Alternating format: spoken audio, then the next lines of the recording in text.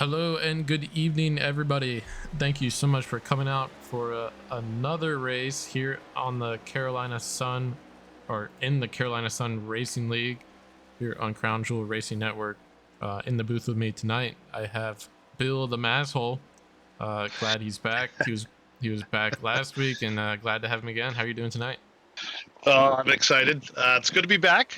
Excited. Different type of racetrack this week. It's one of the cookie cutter mile and a halves. Mhm. Very fast track, and it'll be fun. I've been waiting for this race all week, and it's not a road course. It's not anything. You know, I just can't stand those road courses. It's actually going to be a fun race. It's wide enough where you can pass, but it's tight enough where you can get in trouble. Yep. And it doesn't race like the other cookie cutter tracks either. So Yeah, I know. yeah, I know when we ran here a couple weeks ago, it was a lot of green flag racing for much of the race. So, with the lower between the lower driver count and the initiative to really have more clean racing when possible, I think we might see a lot of that. But just watching a couple guys doing their qualifying here. Um, Currently, Noah Hamilton's on the pole with a 29.36, followed by Nick Vasquez. Actually, Carlisle just jumped above Vasquez, so Carlisle sitting P2 and then Vasquez P3. I believe everybody has ran.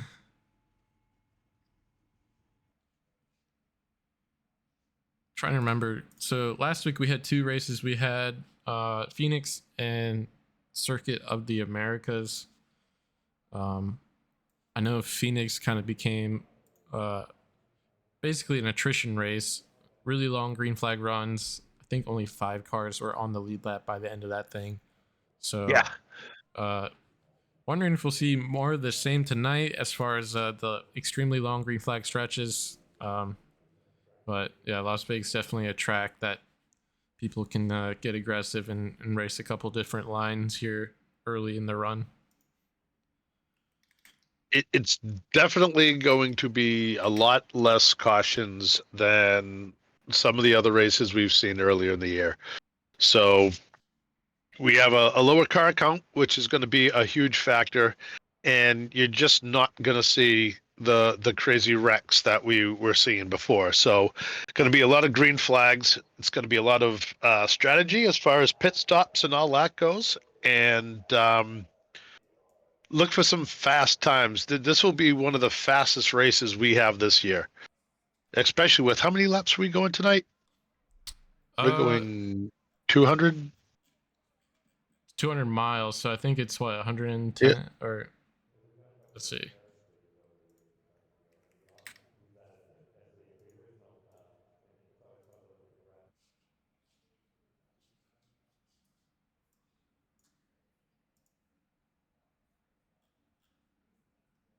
We are running.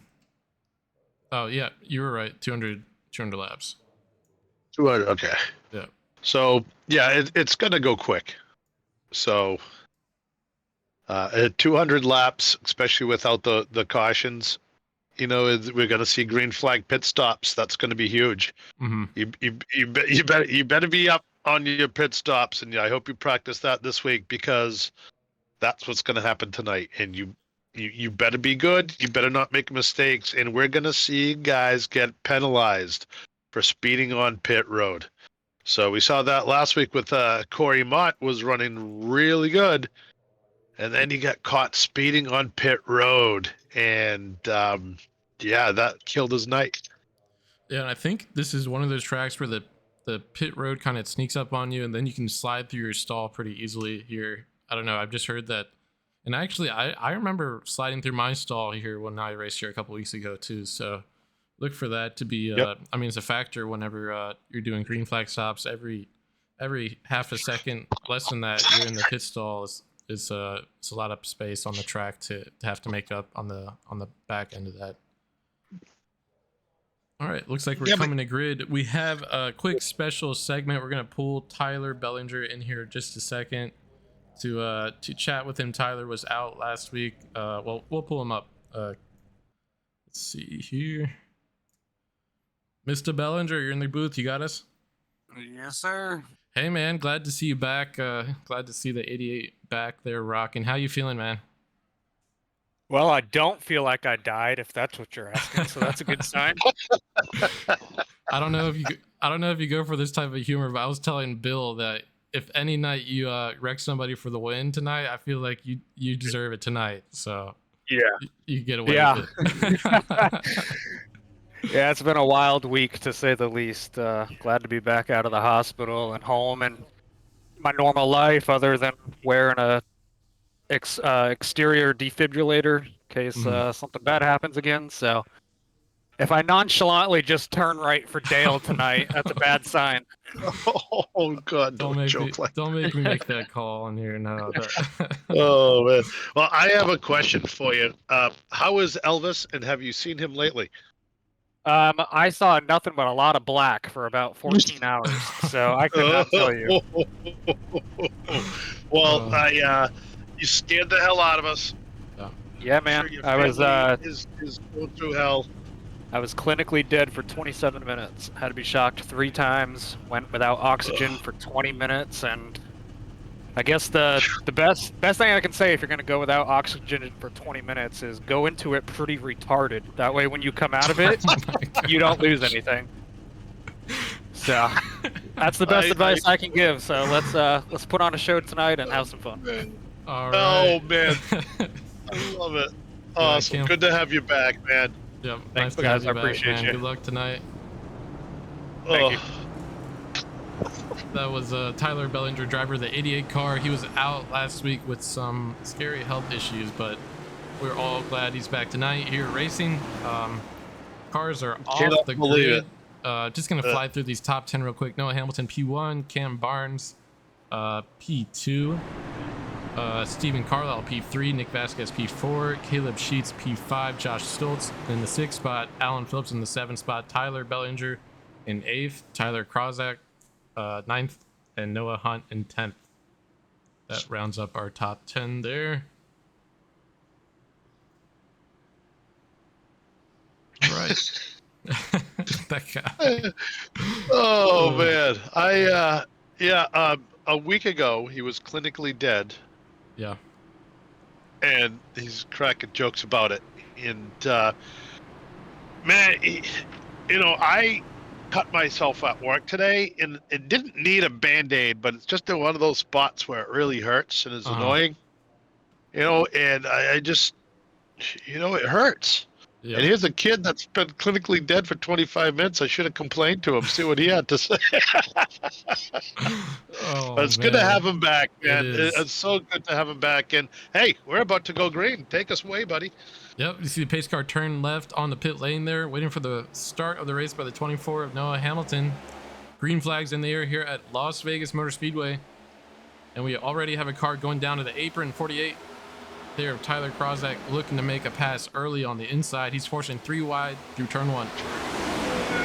Man, you got to be careful right there, because that could have turned out to be real ugly right now. But that 24 car, Mr. Hamilton, is starting to get out front a little bit. Well, I feel kind of closed up on him there, but he seems to have a little bit different line than that car on the bottom. If you notice, obviously running 2 different lines right there, really 3 different lines.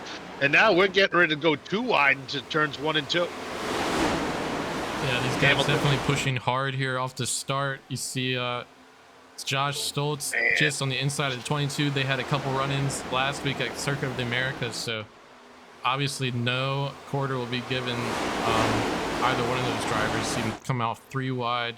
And that outside wall out of turn 4 really sneaks up on you here, so definitely be watching some drivers to be careful of that and keep the right front out of that thing. Now I'm seeing the 81 of Carlisle. He's kind of like going down that bottom center line there, going through the tri-oval, almost like it's Phoenix. And I don't know what happened there, but 2 cars almost collided, and Nick Vasquez goes diving on the inside and passes just about everybody to slide up to the 2nd spot. Stoltz ain't having it, though. He's trying to come back as they go through the tri-oval. Right there, you see 3 different lines as they cross the start-finish line.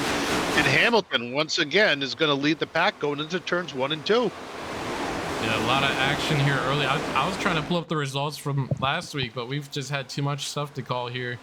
Steven Carlisle falling back a little bit with the 26 of Caleb Sheets on his inside and the 48 of Tyler Krozek going on his outside. So he's going to lose a couple spots here going through 3 and 4. Yeah, I think Carlisle maybe burnt up just a little bit, or might have had a little moment there, and he's just going to settle down. He'll be right back up there. It doesn't matter. It's only lap 5 going into 45 of this first stage, so they're going to have plenty of time to duke it out. But right now, the 22 of Vasquez is all over the back bumper of Hamilton, and actually is going to make the pass going down the back straightaway. Yeah, he had a hot car coming off the 2, ran that high line, had the momentum, was able to do a crossover to the inside, and he takes the lead with Josh Stoltz just behind him. Oh man, those guys right there really pushing it hard for the beginning of this race. These top 3, Vasquez, Stoltz, Hamilton, Krosjen. These guys are pushing way hard. You see Josh Stoltz, man. Stoltz is on fire. He comes down and him and Vasquez get really close. Vasquez kind of rides him up the wall a little bit.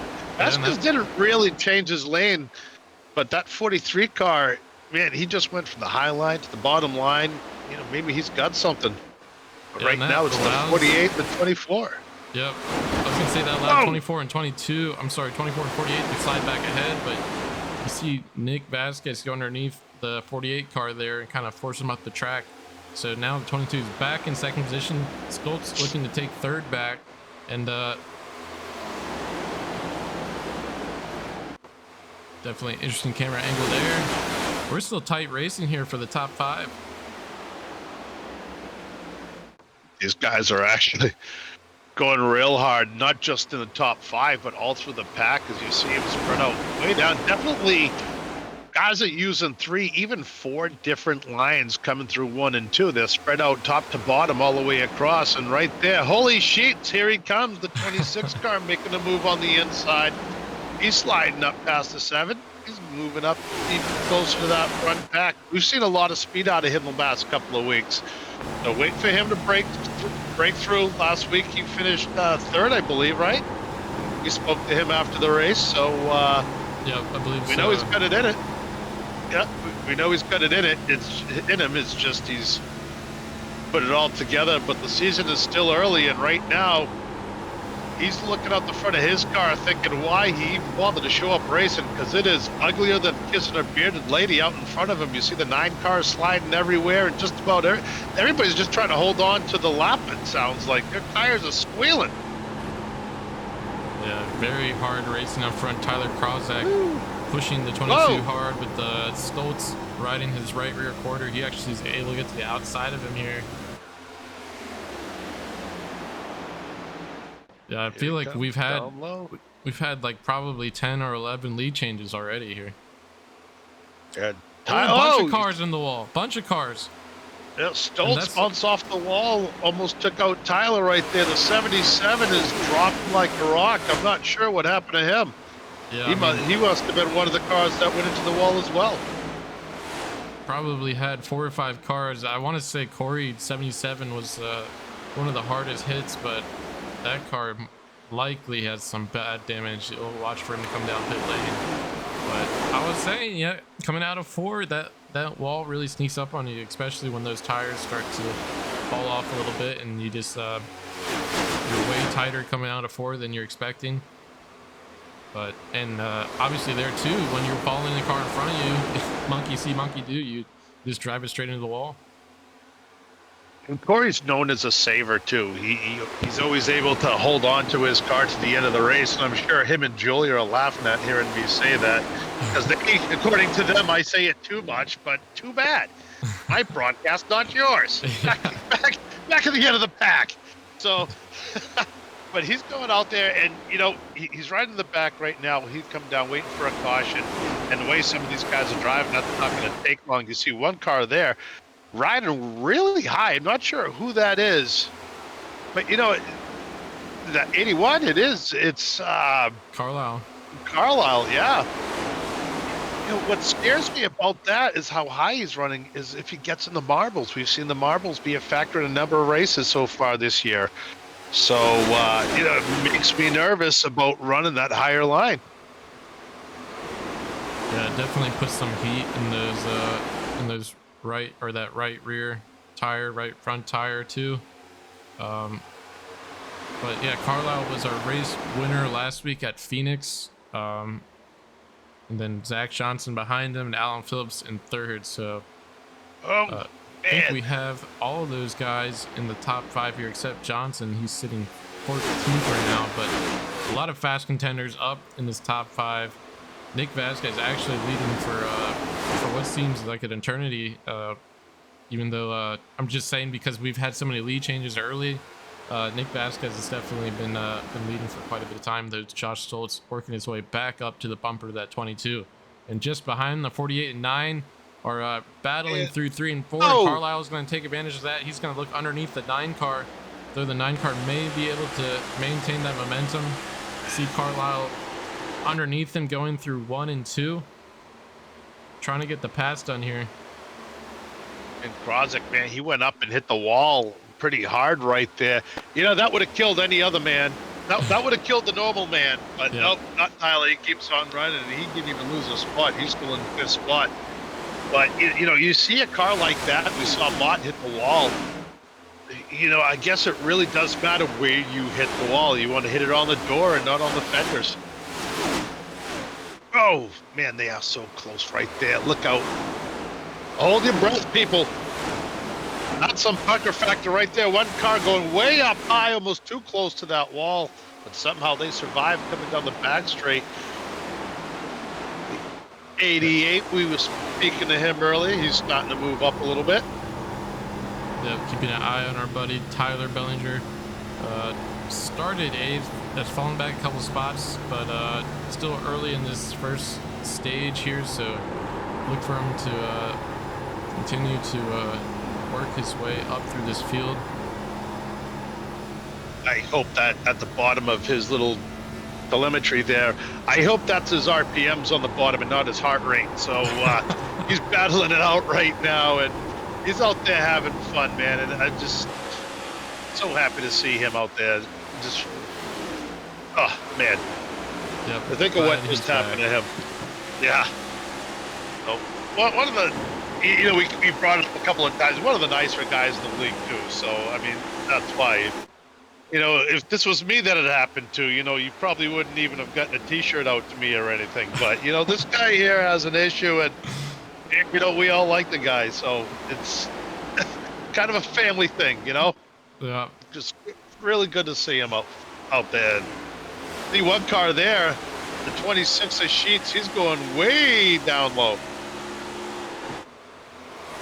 And one battle right now going on is Barnes and Hunt back there, the 8th and 9th spots. Hunting's got the spot in 8th right now in the 35 car, but 71 of Barnes is not giving it up. And look at this battle going on back here. A gaggle. It's like that's a gaggle of cars there. That's a gaggle of angry gooses too. Whoa! You see a couple of cars getting really swirly. Yeah, I believe that was a 57, Michael Deitch, kind of saving the car down the track. I am taking a look at the splits up here, though. It looks like Carlisle and Stoltz are kind of in a battle here for P2. Carlisle has been running some hot laps faster than the 43 and actually a little bit faster than Vasquez that time by, so we'll keep an eye on that. Though I will say 22 is happy to see those two cars fight behind him because he's starting to pull ahead by a little bit over a second now. Yeah, he's definitely loving it, and we've got a caution flag out right now. We do have a caution. Not sure where it. Oh, we got one car going slow there. The 4 car of Carter. What happened to Mr. Carter? Yeah, let's see if we can.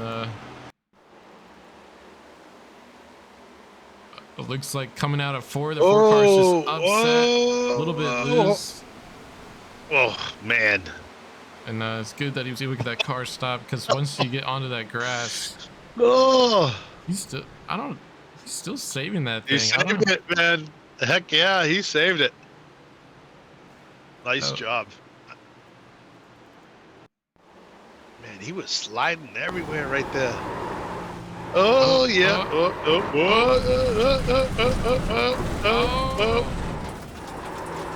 He was He was fighting that thing He's for the still, entire. he ain't done yet. Man. Yeesh. Woo. Yep, definitely. We'll need a post-race shower. 4-car, able to save it there. Yeah, you know, we had to cut out his microphone because there was a whole lot of cussing going on while that wheel was turning. And we're watching Man. to see if anyone comes down pit lane. Have the leader, Oh. Nick Vasquez, actually coming down. Stoltz electing to stay out. Carlisle staying out. But a couple other notable drivers who were Yep, up at the 48. front. Alan Phillips coming down. Caleb Sheets coming down. You know, that 48 car had hit the wall pretty hard earlier, but it seemed like he was working that high line. It was starting to come in. He was getting really fast, and then we had this caution. So I'm really kind of surprised to see that 48 car stay out there after hitting that wall. Yeah, I have to think these guys are just they're just playing the track position game. They're gonna try to make it to the end of stage one, and then they'll come down and get tires. So maybe that means that they'll have something for the end of the race. But you know what though? Carlisle was another car in that 81. We saw him hit the wall at least 3 times. So, and I think Stoltz even hit the wall. So the top 3 right now, each one of them has brushed the wall. Carter in that 4 car, there's no way he has any tire left after he just did the merengue through the front straight. Yeah, I'm trying to see if I can get an eye on any damage here. Most of the cars look pretty clean. Yeah. And it looks like Nick Vasquez was the first person to pit under that caution, comes out P9, so he'll be back 9 spots from the leader. Yeah. You know, well, we're going to find out how much tires are going to be worth tonight. And if I'm a betting man, I'm going to say tires are going to make a big difference. So yeah, I look for the 22 car to come right back forward. I can see the people going in for tires, or maybe they're expecting a lot of green flag racing, so really they're not worried about having extra sets. But the people who did stay out, if we do get a late caution, or we do get several cautions in the last stage, they might just have a fresh set to put on, and they can drive off into the sunset. So a lot of different possibilities. Especially with the smaller field. Yep. But right now, Corey Mott looks like he was getting some damage fixed because he's still doing everything he can to catch up to the back of the pack. He's about 10 seconds away from the back of the pack, but he is hauling the mail. So look for that 77 car to be back up to the field in about 3, 2, 1. And there he is. And how about we do a quick crank it up on this green drop here? Yeah, absolutely. We're not even going to talk. We're just going to let him wave the flag and crank it up.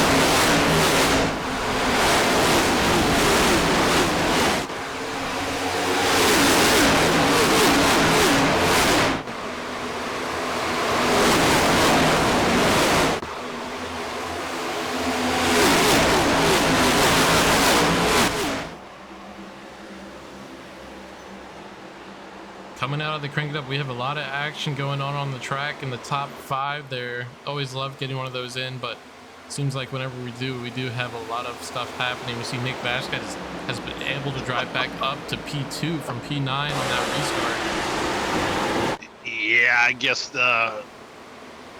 having fresh tires makes a huge difference. Yeah, absolutely, and I mean, having fresh tires in combination with everybody around you having about 25 lap old green flag run tires, so he's been able to work his way up absolutely no problem. The car in front of him, Cam Barnes, actually also pitted on lap 23, so competitors in front of Nick and behind Nick, Caleb Sheets, are on freshies, so we'll see if he can continue to move forward, moving back the field a little bit.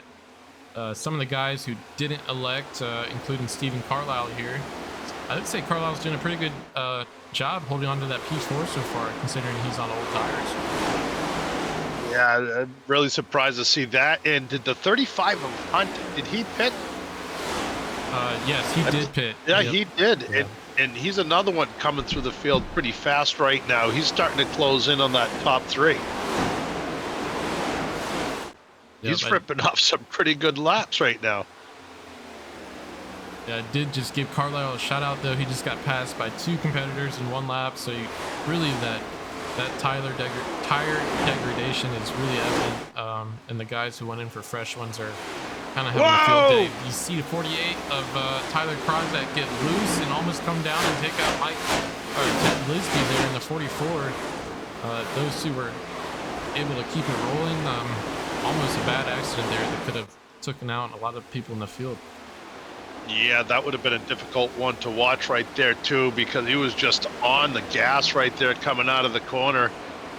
And these guys are kind of pushing it a little bit too hard for the restart of this race. We're still more than 10 laps away from the next caution flag. And, you know, here's my deal, what I think about these stage laps and the stage caution. I'm not a big fan of the stages. And especially with where we have this many laps to go, we have a couple of guys on bad tires.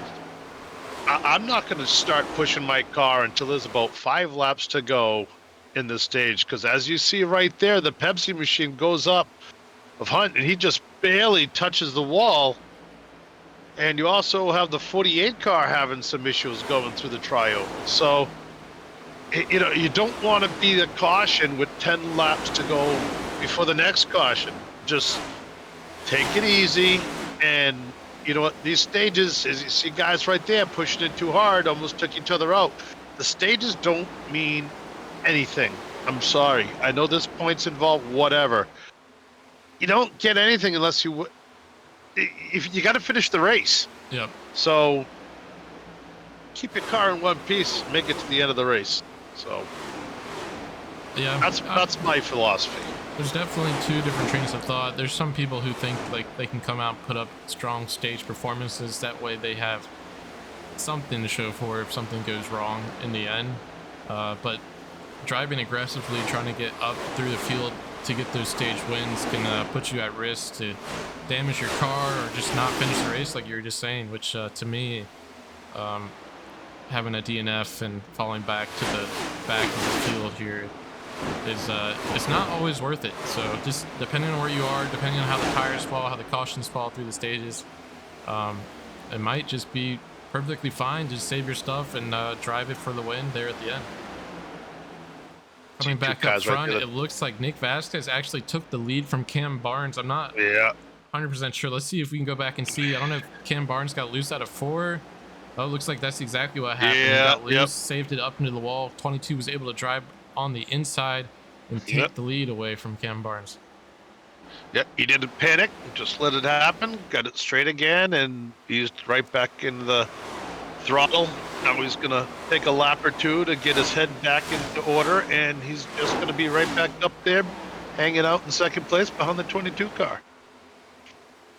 And I'll tell you, you know, that car of Carlisle, he is working that outside line. We've seen him up there most of the race.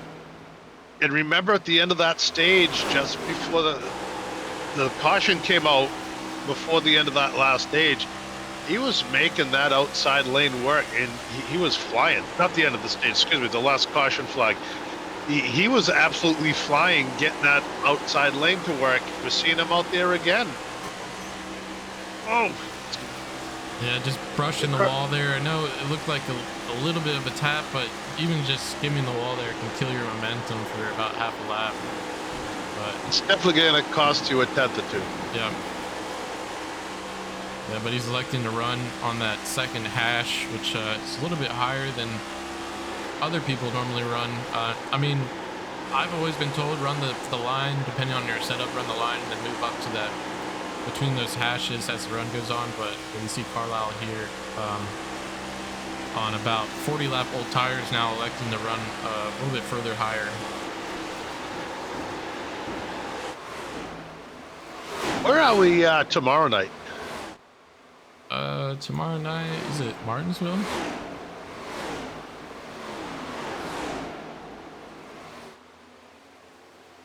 Whoa!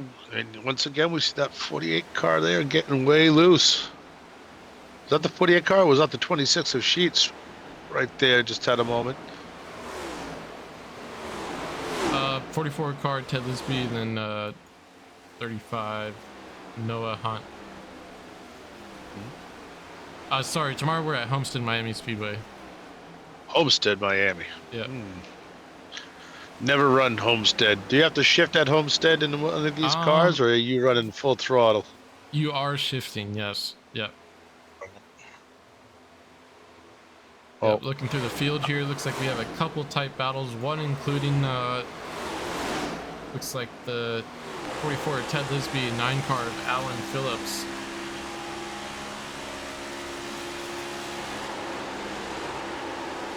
Three laps to go in this first stage here. I think the top 5, honestly, probably the top 10 cars, pretty well spaced out. These are about the tightest cars, but at this point, I think people are just riding to the end of the stage.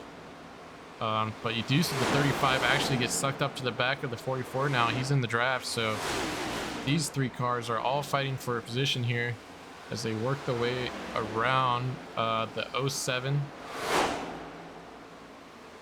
Trying to spot what car it is. Okay, so in the live timing it says Cam Barnes is 71, but we see the 07 there. We saw Cam Barnes lead for several laps. He might have just cooked his stuff there, and he's starting to fall back a little bit.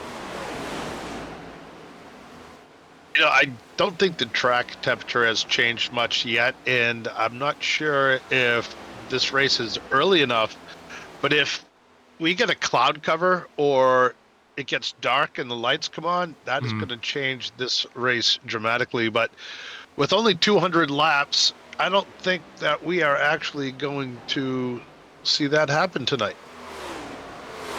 Yep, as we go to lap 45 of 45 in this first stage, we should see the caution come out as the pack works their way back across the start finish here. Nick Vasquez leading the field, and he's going to take this first stage if he can get it back across the line cleanly, and he does. So Nick Vasquez will take P1 for the stage, Caleb Sheets P2, Alan Phillips coming across third position, Ted Lisby fourth, and Noah Hunt will round out the top 5 here for stage 1 of Vegas. Still have some more guys coming across the line as we should see the caution comes out. There it is. So we'll watch to see who come down pit lane. We saw about half the field pit halfway through that first stage there, so keep an eye on to see which competitors elect to come down now that we're under stage break.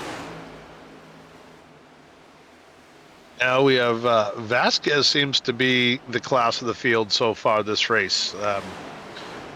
Yep, we saw he made it through the field the first time around, and then he came in, took tires, came out in I think 9th place, immediately shot through the field, and now here he is winning the stage. So that 22 car very fast today.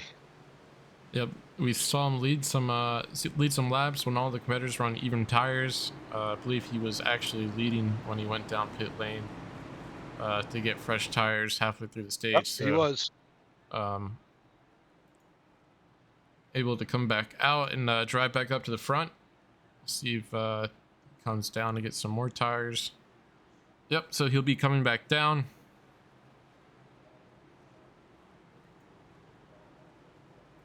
When So- is the next super speedway race that we have? I believe that would be Talladega. So not for a couple weeks probably. All right. Well, I'll tell you what. I'm gonna make a deal with you. Gonna find out when Dega is, and I might just do the Cletus McFarlane. There you go. Yeah. So we'll see when the next super speedway race is, and I don't know when is Michigan too. Michigan's another track that I've always been good at, but you're shifting at Michigan in these cars, aren't you?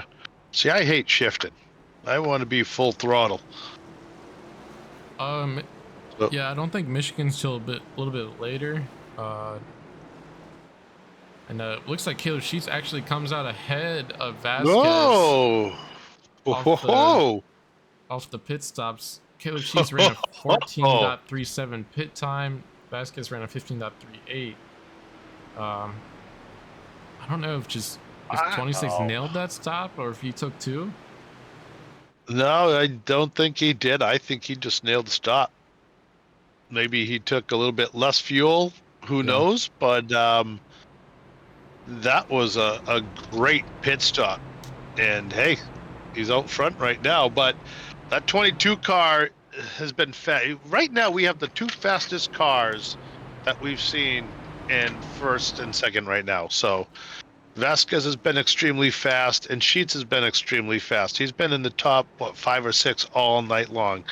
So we're going to see what happens now, getting ready to come to the choose cone. Well, we already just went to the choose cone. But right now, you see that 9 car of Phillips. He's up front right now. He's been kind of hanging out mid-pack, trying to stay out of trouble, and look where it's gotten him. Yep, Alan Phillips right up actually there, finished sure. third last week at Yeah. Phoenix, so he's definitely a contender, fast driver in the 9 machine. Yeah. But yeah, Nick coming out P2. Yes, he started in the front row, but you have the inside cars starting behind the leader. You know, just anything to kind of push your buttons early in this run. This adds a little bit of a complexity that you wouldn't have if you're commanding the field. So good job by Sheets getting that pit stop in and coming out P1. Looks like pace car lights are off, so we should be going green to begin stage 2 here at Las Vegas. Team lined up 2 by 2. Wondering if Corey was able to get his damage fixed. Looks like there's a tiny bit of damage on the right side of that car, but we'll have to keep an eye on his lap times because he had a good running last week at Phoenix until he had a penalty issue to going down pit lane too fast. See pit car take that left turn down pit lane as we approach the Geico restart zone, waiting for the 26 to restart this field. 26 off on the inside, 22 doing well to roll with him. About on his back right tire there. And Cam Barnes is actually going to file in behind Vasquez in the 22.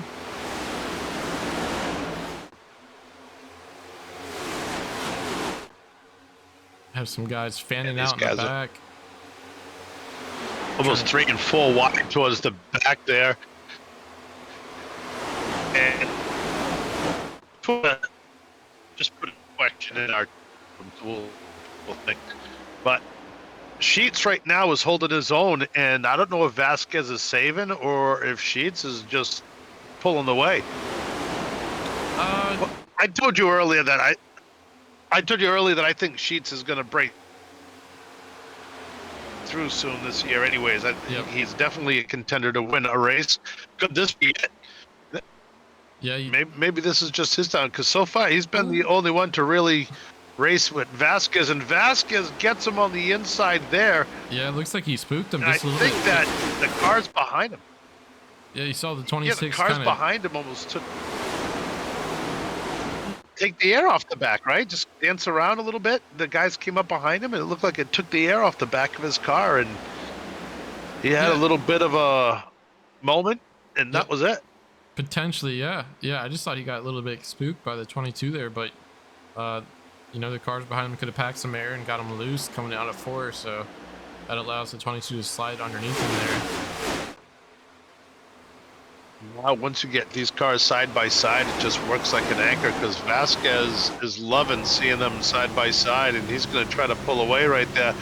Alan Phillips sees another one trying to move up in that higher lane on the outside of Phillips, maybe catch a little bit of the draft as they enter turns 3 and 4, and into those tires, they're begging for mercy. Yeah, that is not the tire saving line. He's definitely trying to get some passes done early in this stage to try to maximize his track position and maybe get into a groove of some more tire saving, but definitely not the first priority here starting the second stage. As you see Cam Barnes look underneath Vasquez, and that kind of shows how powerful the draft is here, because we saw when they got spread out, you know, they were kind of really starting to separate, but as long as they're packed up like this, we're going to see a lot of lead changes. Yeah, not only that is these guys, once they get out front or they get side by side racing, it seems like 3 or 4 laps their tires just get so hot they fall back, and then they have to wait for the tires to kind of cool down before they can work their way up again. We just saw that with Sheets. Sheets was out front, and then now all of a sudden he's way back there. Well, not way back there, but he's back in 5th. Yep, and we saw Carlisle get up into the wall again. Sometimes if you can get a really hard run into 3 and 4 behind a car, that car just gets extra tight coming out of 4, so have to be careful about that. Hopefully didn't do any damage there. As we see the 57, Michael Deitch weaving his way through some traffic here, trying to run that outside to get some momentum on the 26 of Caleb Sheets.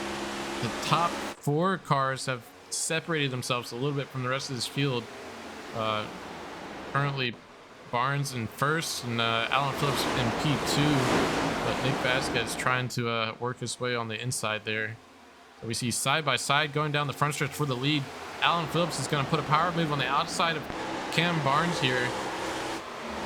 And he's going to be able to get the pass done through the corner, and he's going to come out ahead of the 71, or as we see 07 there of Barnes. And Phillips, we were talking about him a little bit ago about how fast he's been, and there it is out right now up front, and he raced his way out front. He didn't get it by somebody getting loose or a wreck or anything. So when you can race your way to the front, you have a fast race car. And right now he's looking at Vasquez and Barnes being side by side. Was hoping Barnes kind of held up Vasquez a little bit more, but we're going to see, as he touches the wall there, we're going to see how fast Vasquez's car is now, because with that draft, he should be able to come right up and catch him. If not the back straightaway, the front straightaway. Yep, we see Alan Phillips and Nick Vasquez kind of in clean air. Phillips was just was close to kind of breaking away from the 22, maybe even breaking the draft, but it looks like the 22 is going to be able to suck up behind him. And we'll keep an eye on the lap times and see if Vasquez is able to start reeling in the 9-car Phillips here. And look who's up in the 4th. Mr. Deitch has moved his way up. 57 car right now working on the back of the 48. We've seen the 48 of Tyler. Tyler's had some issues with his car, I think, tonight. And yes, in case you're wondering, I am calling him Tyler because I'm tired of butchering his last name. So there you have it, the 48 car. He's out there alone right now, which I think is a good thing for him. He just wants to survive to either the next caution or the next stage anyways. Yeah, and Tyler actually running the fastest lap that time by really? About 2/10. Nick Vasquez second fastest, and Phillips actually running the 3rd fastest. So Nick definitely in the draft of the 9-car, and Tyler also working his way up to these top 2 here. As you see him almost get up into the wall there, a little bit of tire smoke. Vasquez looking underneath the 9 of Alan Phillips, and these 2 guys racing each other is going to allow Tyler Krozak to continue to reel in. Absolutely. And maybe poke his nose somewhere where he can make a pass here in the top 3. And he was way back behind these guys, and because they are, like you said, side by side, and look at him now. By the time that we get to the back straight, he's going to be up there fighting for position with these guys. Hold on and you to see that him thing, there Tyler. trying to hold on to it. Man, he left. I'm not sure if he left a bigger skid mark in his underwear or he did coming off at turn 4 right there. Yeah, definitely yanked the wheel, try to save it out of the wall there. Might have heated up those tires just a bit, but looks like Nick Vasquez was actually able to make the pass on the 9 car of Alan Phillips. So he's back up to the race lead. And again, we see the 48 car get loose out of 4. So definitely pushing hard to try to work his way up to these guys. Just needs to calm down a little bit and let them come to him. Yeah. You see Carlisle, as you were mentioning, go way up the track, almost riding the wall there through 1 and 2. And he's 3 wide going into 3 and 4. 57 of Michael Deitch in the center. He's going to fade a little bit through 3 and 4. Bellinger on the inside. Carlisle still on the outside, keeping it out of the wall. So Bellinger, Carlisle side by side coming down the front stretch here for P6. And just ahead, Caleb Sheets, Josh Stoltz racing each other as you see Caleb Sheets up the track. I'm sorry, Tyler Krozak up the track, causing Josh to check up just a bit out of the corner. And I think Krozak might have just driven the wheels off that thing because he's fading hard. Yeah, well, we saw him hit the wall there again, and I don't know if that time or if he came so close to the wall. So maybe almost losing it twice right there has made him back off a little bit, which isn't a bad thing. Like I said before, you've got to finish the race for it to really mean anything. Yep, and every time I think about going to the back of the field to check out what's going on there, I do see the leaders are back to racing. So we have Alan Phillips able to drive back up to the 22. Don't know if the 22 got a little bit loose, allowing him to drive back up to him. But 9 car definitely trying to take advantage of this close proximity now, trying to get into the draft and see if he can mess with the 22 car here a little bit to get the lead. And you know, ever since the car change, this is the first time we've seen Vasquez really racing out front. And right now we have 2 Toyotas leading this thing. And, you know, we saw earlier a car got up behind Sheets and made him loose coming off the corner. So yeah, we'll see if the same thing happens with Vasquez if Phillips gets up behind him.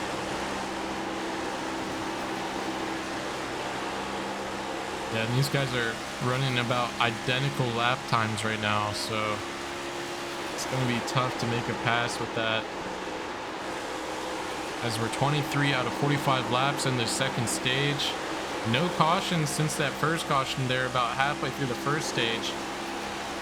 Nick Vasquez currently our race leader with Alan Phillips closely behind, followed by Caleb Sheets in P3, Josh Stoltz in P4, and Tyler Bellinger has driven up 3 spots now from the start of the race, rounding out the top 5. That 88 car running some great laps up there now, like you said, in 5th. Look further back in the field, Deitch has fallen back now. He was running up by 3rd and 4th. Now he's back to 10th spot. Carter in that 4 car, he's moved back to 11. Oh, Lisby in the Tyler. 44.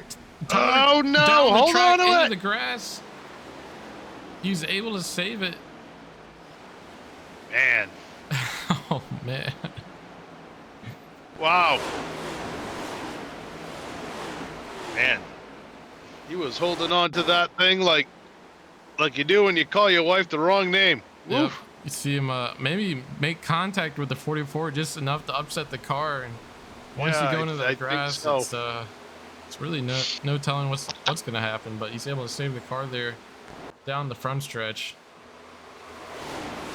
Well, we've seen it before where, you know, these cars, when we go in-car camera, we can hear the tires squealing as they're going around the corner. So if their tires are already that close to being on the edge and somebody comes up and just barely touches you, you're going for a ride. And that's what happened right there. Ooh, and Bellinger lose. Carlisle gonna take advantage of that. Sorry, let me go back to a better camera here. It looks like Bellinger just got a little bit loose through 3 and 4, and Carlisle was able to cut underneath of him. Josh Stoltz also able to follow there, so Bellinger losing about 3 spots after that corner exit. Hamilton able to also take advantage of that. He's up to 6 now. Yeah, you know, another thing though, it looked like the car behind him got up a little bit close behind him, and that's what got him loose. Mm-hmm. So you know, maybe that's what the 9 is thinking. He's trying to catch up to Vasquez. Problem is, Vasquez is pretty fast, and I know it doesn't sound like much, but he stretched it out to a half a second, and you know that's waving goodbye. You know, now it's even growing even further now. So. Yep. Now he's over a half a second, so Vasquez is definitely loving seeing this behind him, because once again the 26 car. Oh man, we have a caution out, so that lead is gone. As we're gonna get him re-racked here. Let's get an eye on this caution to see what happened.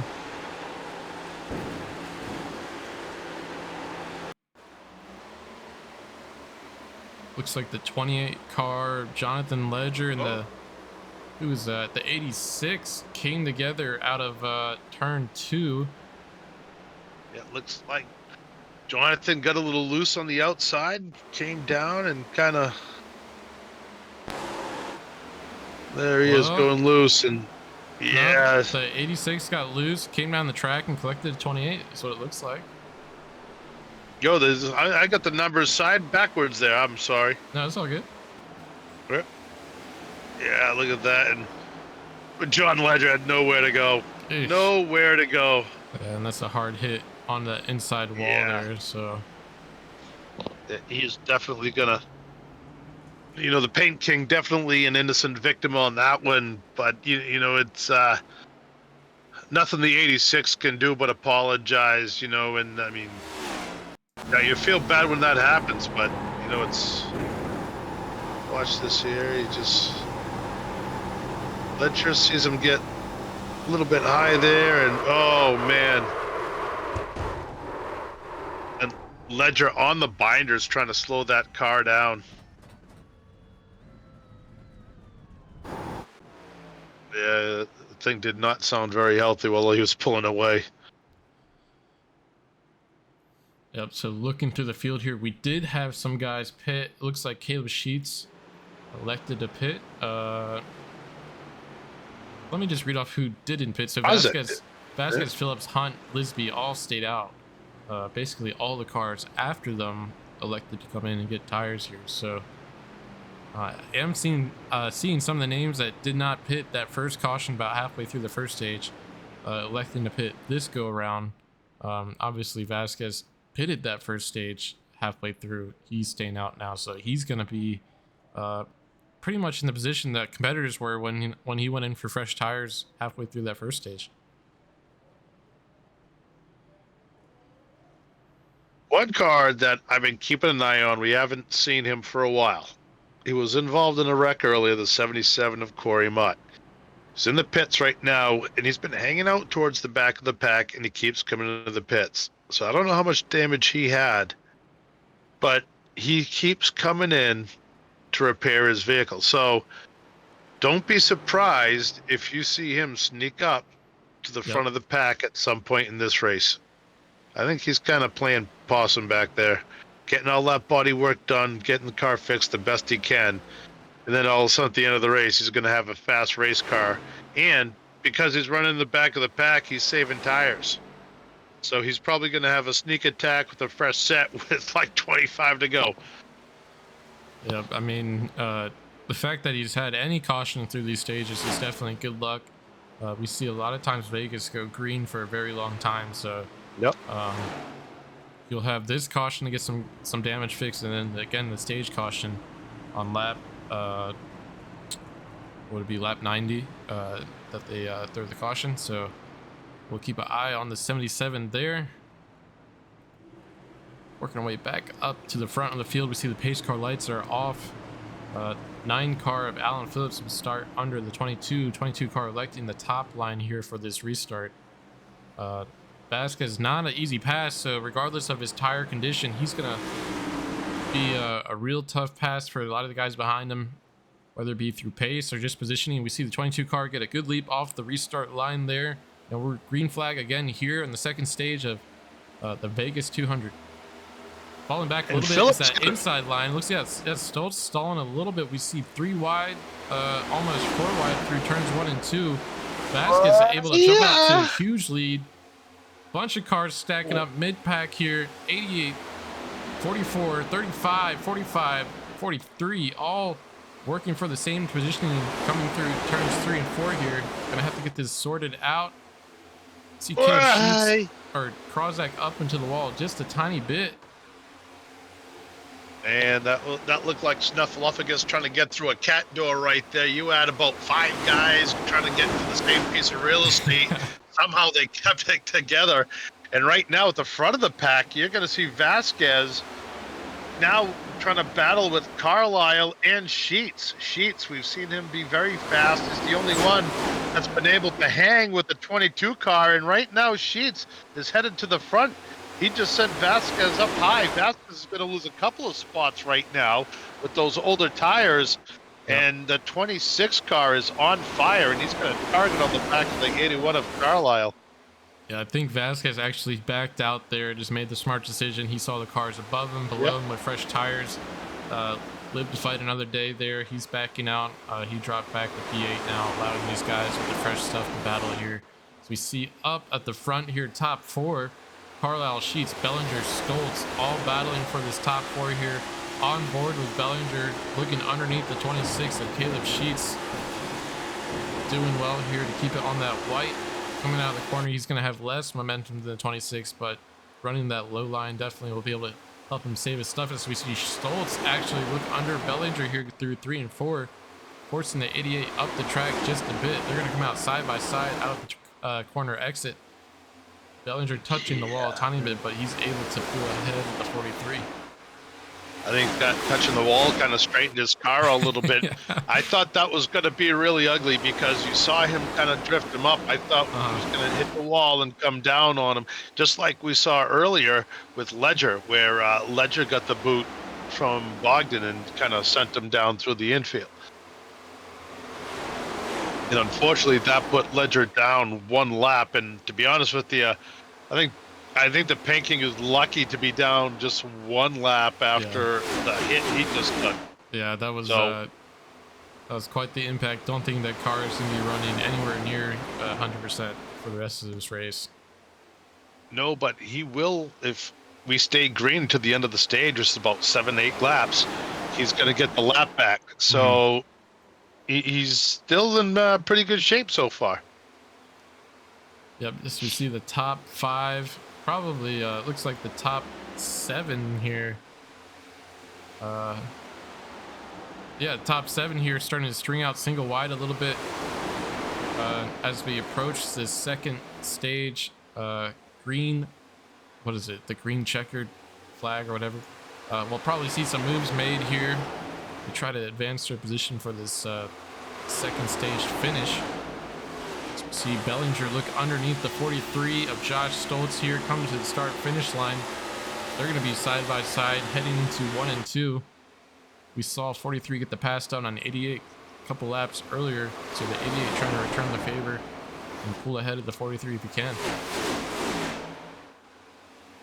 Yeah, and Stoltz able to hold that off with the high line there. Definitely tough to pass someone on the low line, especially when there's a lot of tires still left in the car. See that 81 car is trying everything he can to pull away from Sheets, but I don't think he's able to do it.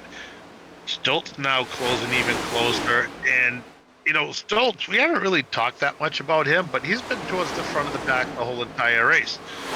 So you know, maybe it's time that he solidifies himself in this championship with a win tonight. Yeah, I know last week he had some bad damage that he was fighting for much of the race. Had some I think it was steering damage that he was battling, so wasn't able to really get the most out of the car last week. But he's always a fast competitor wherever we go, so not surprised to see him up here in the top 3 about halfway through this thing. Carlisle loving seeing these guys just fight behind him. He's starting to pull out with about a half-second lead currently. Yeah, and another thing about Stoltz too is his car seems to be handling pretty well because it's just hugging that bottom line, and look how much, well, not so much that exit, but the last couple exits he's been a lot lower, so his car is able to run high and low without really killing the tires from the sounds of it. So He has a good handling car right now.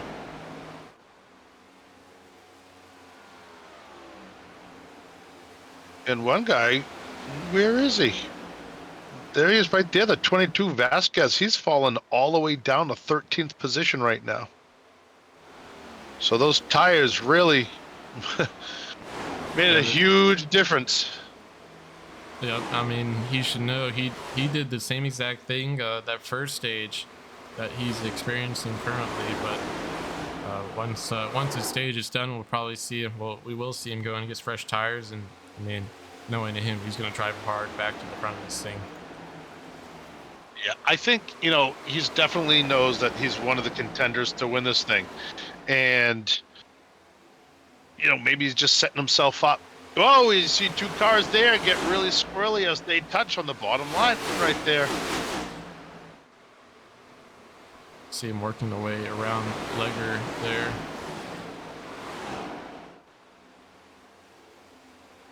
What you don't want to do this close to the end of the stage is push your car too hard and end up into the wall.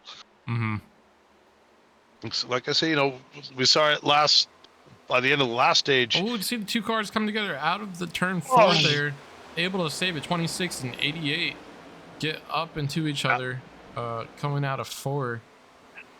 That allows 45 as Zach Johnson to slide underneath Tyler Krozak. He's pushing Sheets down the backstretch, and Tyler Krozak giving the door to the 45 there as they're coming out of the corner. So a bunch of beating and banging coming to the end of the stage here. We should see the caution fly this time as they cross the line. A lot of guys fighting for those last couple spots, and there's the caution. And slapped upside the head like a employee on the Ellen DeGeneres show. He just got beat up. Yeah, I was looking at a different spot. I was looking at the standings for a quick second, and I just saw out of the corner of my eye that these two cars came together. The 45 car, Zach Johnson, has driven up 15 spots from the start of this race. So finishing 5th position at the end of that stage. Great job by him to put the car in a good position for this third and final stage. Another sleeper. Yep, and obviously I didn't even call out the winner of that stage. 81 at Stephen Carlisle, able to get the stage win that time. He went in for tires about halfway through the stage when we had that caution, and he just drove that thing to the front. Behind him, Josh Stoltz P2, and then Caleb Sheets P3. So great finish by them on that second stage. We should see all the competitors come down pit lane to get some fresh tires, and we might just see green flag stops again. We saw him last week at Phoenix, so we could see him again here at Vegas.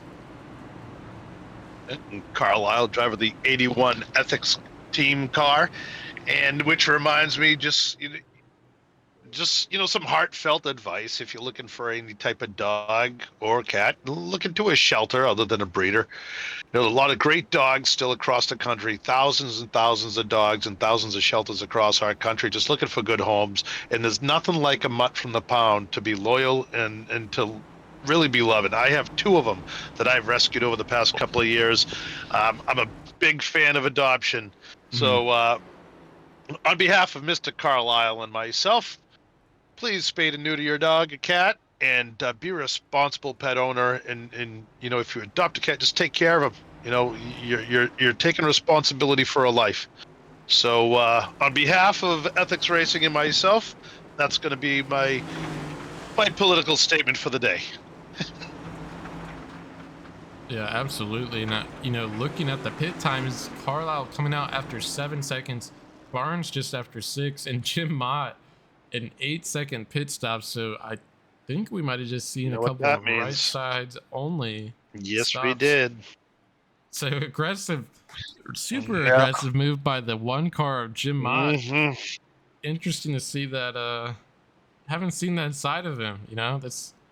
He's going to come out P3, so starting behind the leader on the inside lane there. No, is Jim Mott one of those guys that's been sleeping and just waiting for the end of this thing? No, all of a sudden, here he is up front. It's we're going to have about 100 laps left, and this is where we're definitely going to see green flag stops. So this is going to be fun. But my problem is, 2 tires when you're about to start 100+ lap stage. You don't Yeah. have the luxury of knowing when the next pit stop's going to be. So It doesn't. That doesn't make sense to me. I'm really confused about that call. but, the only time that 2 tires are going to work at this track is if you don't fill your tank. But who knows? He's part of that Palmetto Motorsports, and they do a lot of testing. So maybe they figured something out here, and maybe Corey Mott put his father as a sacrificial lamb out in the front of this thing to see how the strategy works. Yeah, I mean, the only other thing I can think of is like maybe they're so tight that they think taking 2 could give them a little bit more turn, but yeah, I mean, there's other adjustments to be made before that. So yeah, and he's a lot smarter than he knows something, or maybe you know what? Maybe he figures it's this. If any time you're gonna try an experiment, this is gonna be it. So,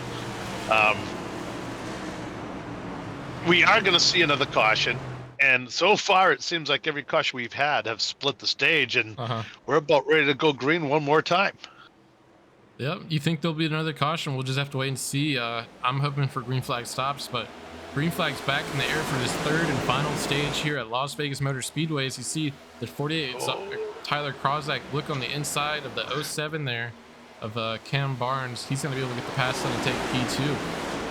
See Steven Krozak really shoot out far ahead here.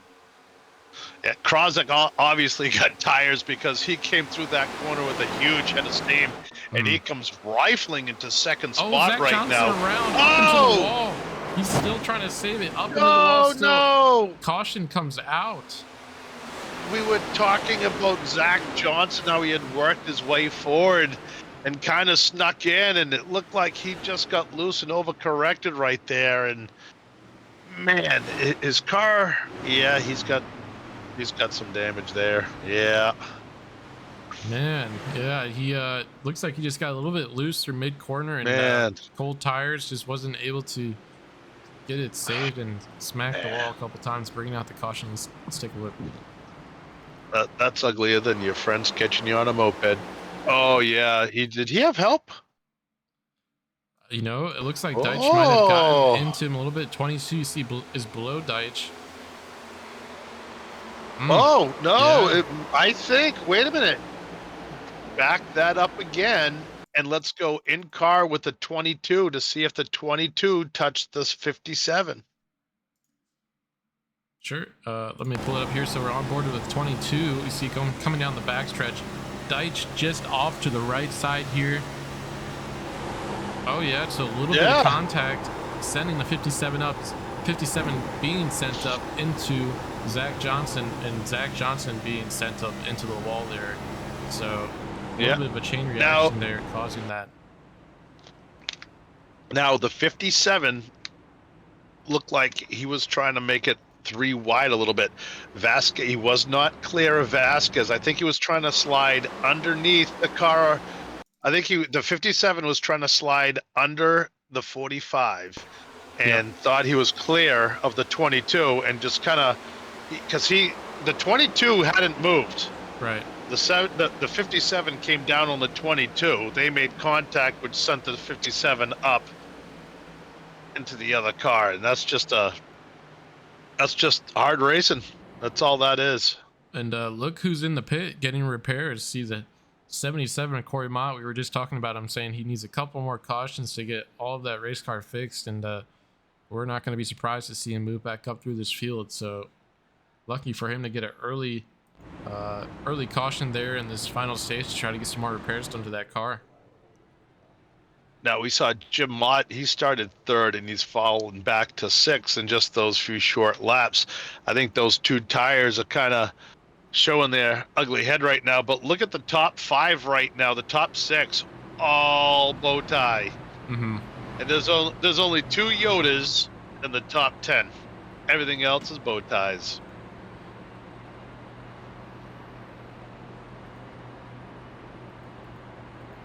And you got to go all the way back to 15th spot.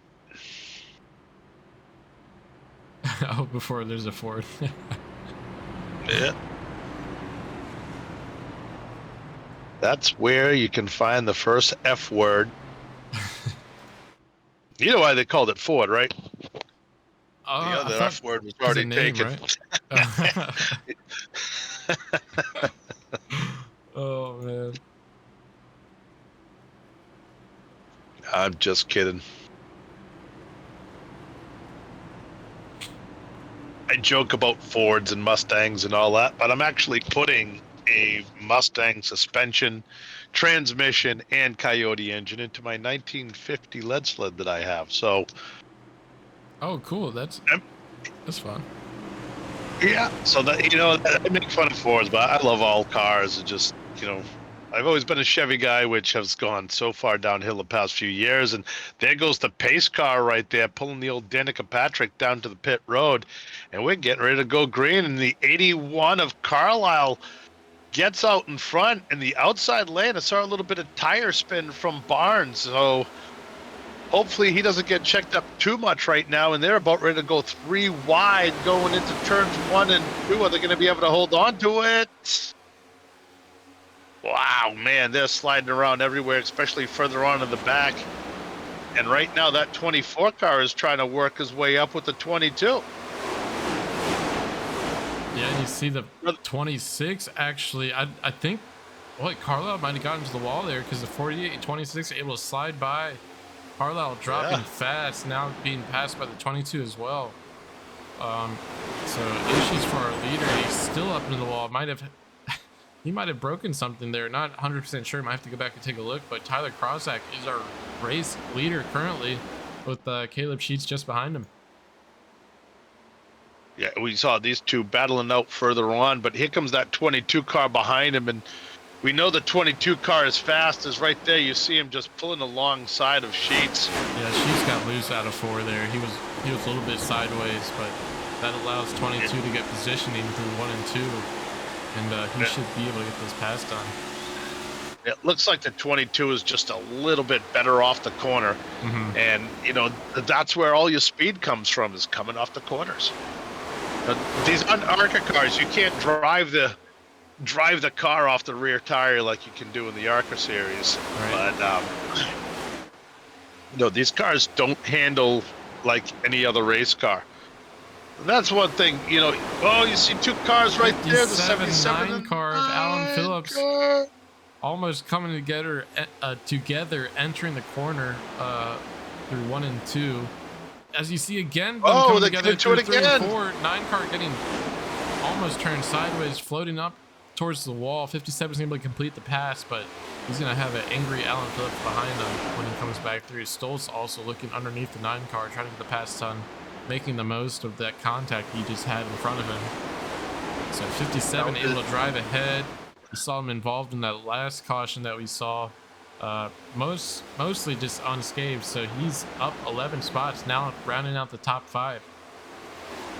I wonder if there's a little bit of a beef going on there. It seems like both those guys were kind of going at each other a little bit more than normal. But right now you see Sheets pulling up behind the car of Hamilton right there. Hamilton was very fast at the beginning of the race, and he kind of faded towards the back, and now all of a sudden here he comes again. That 24 car is working pretty well. There's Caleb Sheets. Yep, dressed for success. You see him right behind the 24 with the 57 of Deitch just behind him. Looks like the 24 able to pull ahead just a bit there, and you see ahead of the 24 and the 22, the 48 of Tyler Krozak doing a good job at maintaining his lead there for the front. Sheets with the goatee, mustache, all that hair, dressed up nice. Leave some women for the rest of us, son. Look at the Riz on his face and everything else. To be young again. I celebrated my 54th birthday, by the way, when I was in Italy. So awesome, I'm feeling even older than usual. Right now, the 54 is the new 34, so No, it ain't. Razik right now pulling out even further. He's going to have a second lead on Vasquez, and he's actually looks like he's pulling away just a little bit from the 22. Yeah, and we'll see what happens. Well, now the 22 is starting to close up on him there. I think the 22. Yeah, I was just going to say the timings. It looks like the 22 was fast by about 200s. So nothing crazy, but just a tiny bit faster. Enough to close in just a little bit. He now has it just barely under a half a second, but in a minute he's going to have Hamilton behind him, and if him and Hamilton can draft on that back straightaway, that space between cars, the first and second place, that's going to disappear in a heartbeat, especially if you have two guys coming at you. And Hamilton, I don't know, if I'm one of these guys up front, I don't know if I want to help Hamilton get anywhere, because he's been, like we said, super fast. Yep, and keeping an eye on the 9 car, Alan Phillips there. He's side by side with Caleb Sheets going through 3 and 4, almost coming together again. Normally that's bad news for the car on the bottom side. But we saw Sheets, we saw Alan Phillips get together with the 57 a couple laps earlier, and he's really trying to drive back to the 57 and get that position back. Yeah, I think, it is a little bit more behind that as well, but yeah, I don't know if I want to interview the 9 and that 57 car in the same at the same time right now. But like I said, I think we should have a room where you have a problem with the guy. If you get into a little beef, I want a room where you can go into after and just yell at each other and figure it out that way, get it over with. And we see Phillips actually drive alongside Deitch. He's on the outside of the 57 through 3 and 4. Had a great amount of momentum going down the backstretch. He should be able to get this pass down clearly as he clears the 57 coming down the front stretch. So no extracurricular from these two. Looks like the 9's gonna be able to get the spot back. Yet Deitch fading back just a bit now with Caleb Sheets on his bumper. Well, I can tell you right now, there is no beef between those two cars. Do you know why? Did you see how much respect they gave each other during that pass and coming off the corner? Yeah. Yep. That was them saying, "Hey, man, sorry, they were just racing hard." That's all that was. So there you go. Now it's on. Now they'll get into another beef. It doesn't matter. But they showed each other that respect, and that shows a lot to me. That's some old school racing right now. So no beef there. We kind of need a little drama right now. Why don't we? Next caution flag, we're going to pull somebody up and tell them somebody else was talking smack about them just to get a little beef going, get them on the track. Yeah, we'll see what happens. Yeah, Tyler Krozak still at the front of this thing, only by about 0.2 now. 22 car has done a good job of reeling him back in just a bit, though. It looks like Noah Hamilton also on the bumper with 22, so he's right there. I know the 22 car is trying to work for the lead, but Noah Hamilton could very well come out with the first position if the 48 and 22 get into each other. Definitely, and as you notice, since the 22 and the 24 got together, they were able to close up a little bit more on that 48 car. So now you're going to have a three-way battle for the lead. And Hamilton right there looked like he just backed off a little bit early into that corner. I don't know if I'm wondering if these guys with two cars in front of you, I'm wondering if it's upsetting the air enough where the third car cannot keep it in the same spot. Because as you see right there, he's running just a little bit higher, and it looks like his car isn't as well handling as it was a minute ago. And then these guys here are just saying, "Hold my bear." Yeah, 3 wide. Coming through 1 and 2, Stoltz in the center of this thing, able to get it sorted coming out of the corner. Alan Phillips up to the lead of this 3-car pack here. And the 26 of Caleb Sheets looking under the 43 of Josh Stoltz now. These guys are battling hard right now, though. Kryzik is about to have a 3-way party or a 2-way party here with Mr. Vasquez. Vasquez wants that spot back. He this kid has been very hungry. He needs a win. He wants a win badly. So Yeah, look to him to he was try to driving get pretty around well here. at Phoenix until he was caught up in a wreck there. I believe he ended up parking that. Just the car was too damaged to be competitive, but doing a good job here of stalking down the 48. And the caution comes out. We have a caution out, so they will re-rack him. Try to get an eye on what happened here. You see the 26 of Caleb Sheets. Oh, Sheets! Slow on the inside apron down the front stretch here. We'll take an eye and see what happened. Man, it looks like it might have just been a self spin. Let's before I say that though, let's go take a look here. Let's back it up. No, not a self spin. Oh, no, it wasn't a self spin. All right, so you see the 26 come off the turn 2 exit. Josh Stoltz just behind him, 43, 9 car just ahead. So entering 3 and 4, see Stoltz shoot to the bottom and get into the bottom left of the 26 and completely just ship him up into the wall. 26 along for the ride at that point. And then he did collect that blue car. I'm not sure what number that blue car was, but they did make contact. And right there, no, it was behind him. That blue car that's behind him. I'm not sure who it is. That is Noah right Hunt there. Yeah. Now watch Noah Hunt come down. Watch this. Noah Hunt coming through saying, "Oh crap, stay up. And then, oh no, it was not Noah Hunt. It was that blue car. Yeah, it looks like right here. Watch Michael him come across. Deitch there. Deitch. Oh no. Let's see how much Watch contact this. they made. So we're on board Michael Deitch here. Oof. Yeah, that has some damage there.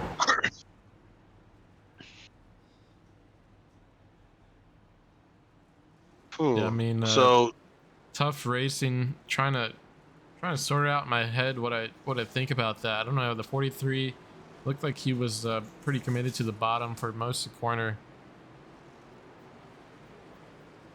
but definitely gave no space or cut no slack for Caleb Sheets going through there. Let me see. Let me take a look again here.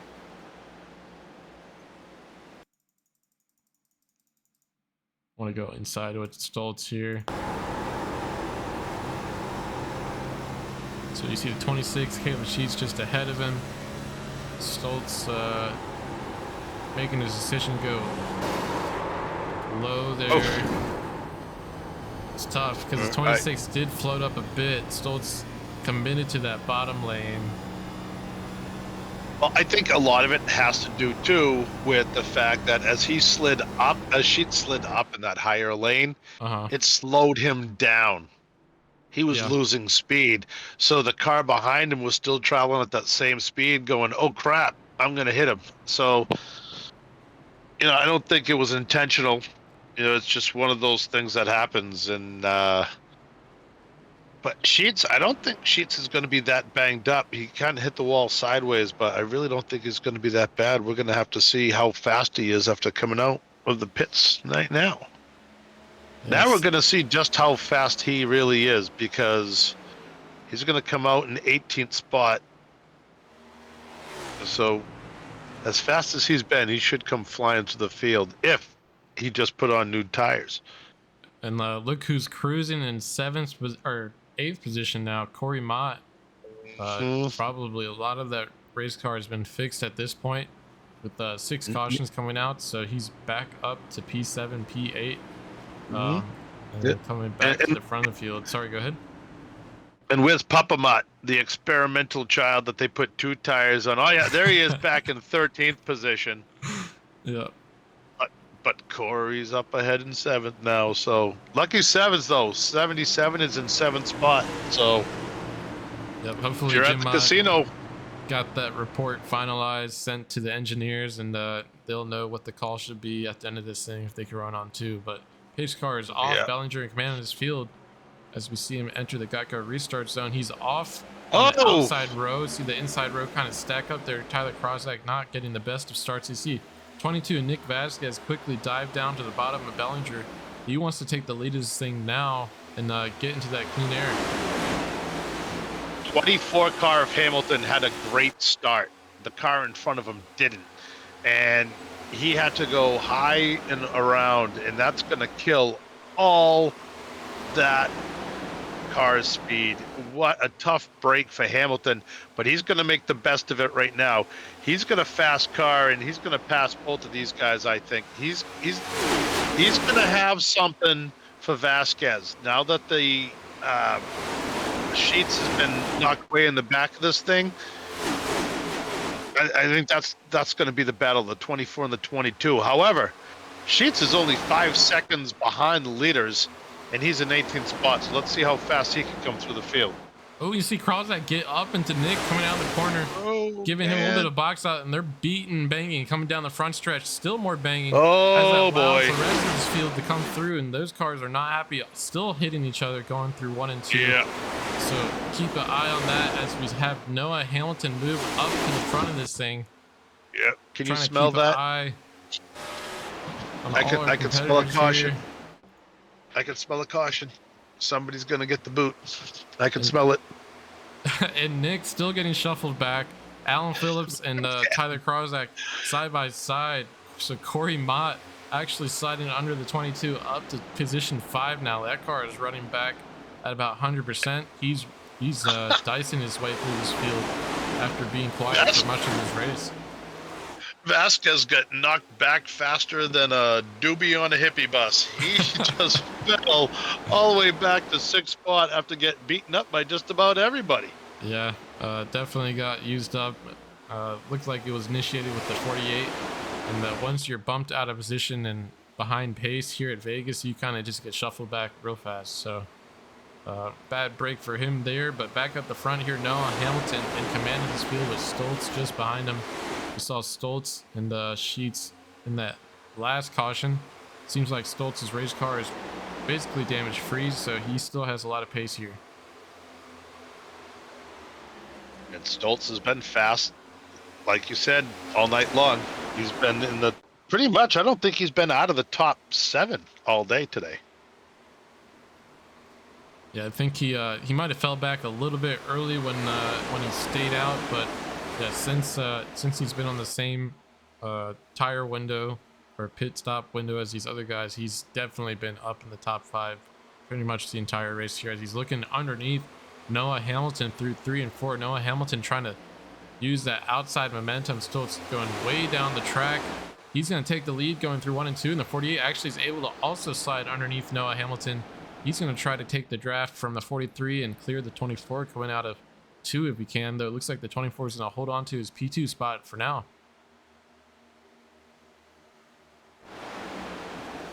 Right now you see Gibbons in a battle with Carlisle for that 10th spot. We haven't talked about Joe Gibbons tonight. I think he got caught up in somebody else's mess earlier and kind of got shuffled back, but he's trying to work his way forward. Hunt, we saw get shuffled back earlier. He got the boot. Somebody kicked him in the door. He's worked his way back up to the 8th spot, and Lisby now up into 7th. So you got Corey Mott, who's been running in the back the whole night. Suddenly he's in the top 5. And, you know, Tyler, who's hit the wall. There's Corey, the mighty mustache. Get Maverick staring at you, giving you the dead eye. And you see, you hear those tires, that's how close to the edge they are in this series. These guys are literally squealing the tires around the entire track. And right now, that 77 car is in a battle with Nick Vasquez in the 22 car. So these guys have been racing each other a lot over the years, ever since I've been in the league. So they're working hard to keep things together right now. I know Vasquez is really hungry for a win, and so isn't Corey Mott.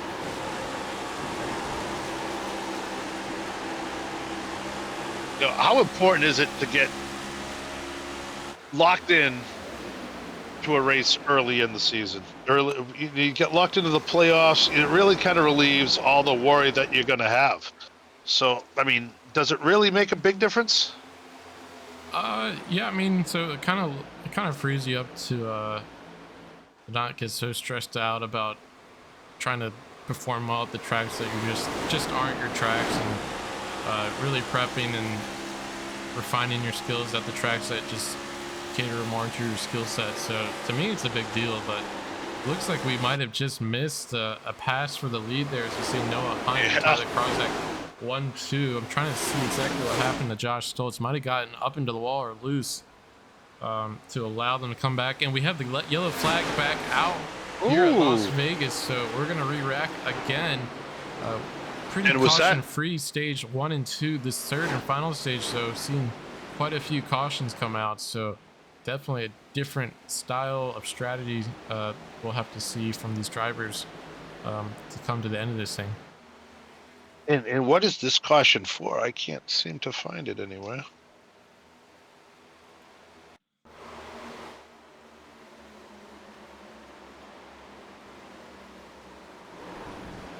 Oh, it looks like Noah Hunt 35 up into the outside wall coming out of 4.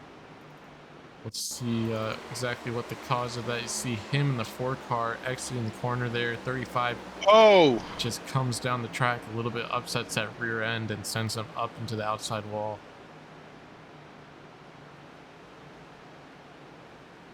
Yeah, not what you want.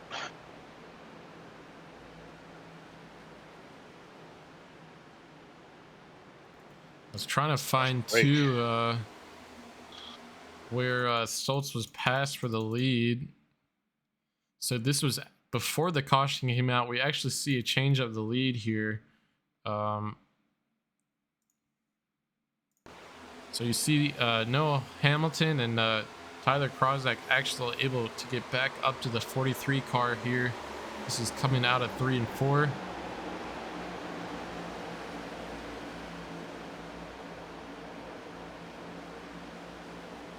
So down the front stretch into 1 and 2. See the 43 still in the lead of this race. 24 gets a great run through mid corner. Actually gets up into the 43 a bit, getting him loose off corner there, off corner exit, able to slide ahead of the 43, and the 48 able to follow the 24, and the 43 getting shuffled up the track just enough for several cars to get underneath him there. So that was the change of lead that we saw before that caution came out. So 24 car getting into the back, whether it be on purpose or not, getting in the back of the 43 car, getting him loose and able to take the lead. Very interesting. Yeah, I don't know. Yeah, that was interesting. And we I honestly don't think it was intentional. I think it was maybe misjudgment or something. But I mean, Hamilton's been running fairly clean. We haven't seen him have any problems as he beats up on the pace car. You're making me look bad, Noah. Yeah, trying to defend you for knocking in the back of the car and sending him up the track, and here you are beating up on the pace car. Yeah, sometimes that difference of speed on exit just can be a little tough to judge. But see Noah Hamilton elect the bottom lane there, Tyler Krosek the top, and we see the 22 of Nick Vasquez will be starting behind Tyler. We just saw Tyler kind of use up Nick coming out of 4 several laps earlier, so definitely keep an eye on those 2 cars. Hopefully they can do this restart cleanly. Then someone that's been a little bit quiet since the last several cautions, the 81 of Carlisle, back up to P6. He'd fallen back a little bit, might have had some damage to get fixed, but he is back up to 6th position now on the same tire rotation as the competitors around him. Let's see. We did have some people come down pit lane. Looks like the 77 Corey Mott actually went down pit lane, got fresh tires. He is back in 9th position. A couple of other drivers who elected to go down pit lane. Jim Mott So father-son duo there coming down pit lane, getting fresh tires. Bellinger, Barnes, Bogdan all came down pit lane for fresh tires. Deitch, also Stoltz, additionally Sheets as well, though he has some damage to that car as we see the pace car turn off. Again, keep an eye on the 48-22 on that top row, but the 24 is doing the restart in the bottom lane there. Great jump on the inside there, and the 9 car kind of left in the dust as we see the 48 and 22 getting it rolling on the top side. So Noah Hamilton, great jump there, about 3/10 out from the pack here. We do have some hard racing up front, though we have a lot of guys mid-pack with fresh tires looking to work their way up through the field here. So we see the 4 car, Caleb Carter, up into the wall above Alan Phillips there. 22 car stalking down the 48. Potentially some payback coming his way. We'll have to wait and see. Alan Phillips working under the 4 car, trying to get a pass done here. The Corey Mott, our first car on fresh tires, up to 7th position from restarting 9th spot. See him work underneath Carlisle there. He's going to drive it hard down low on the front stretch along that solid white line. He's looking to get some more passes done now, going through 1 and 2.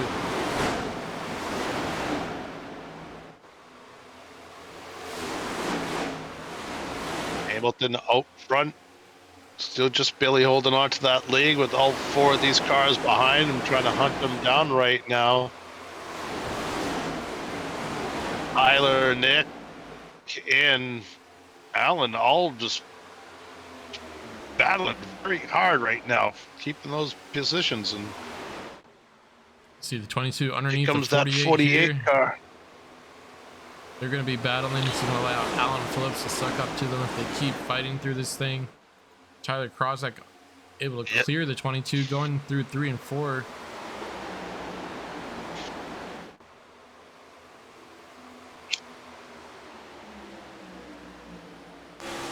I'm wondering if Nick Vasquez has got more of an issue. I don't know, he looks all right there, so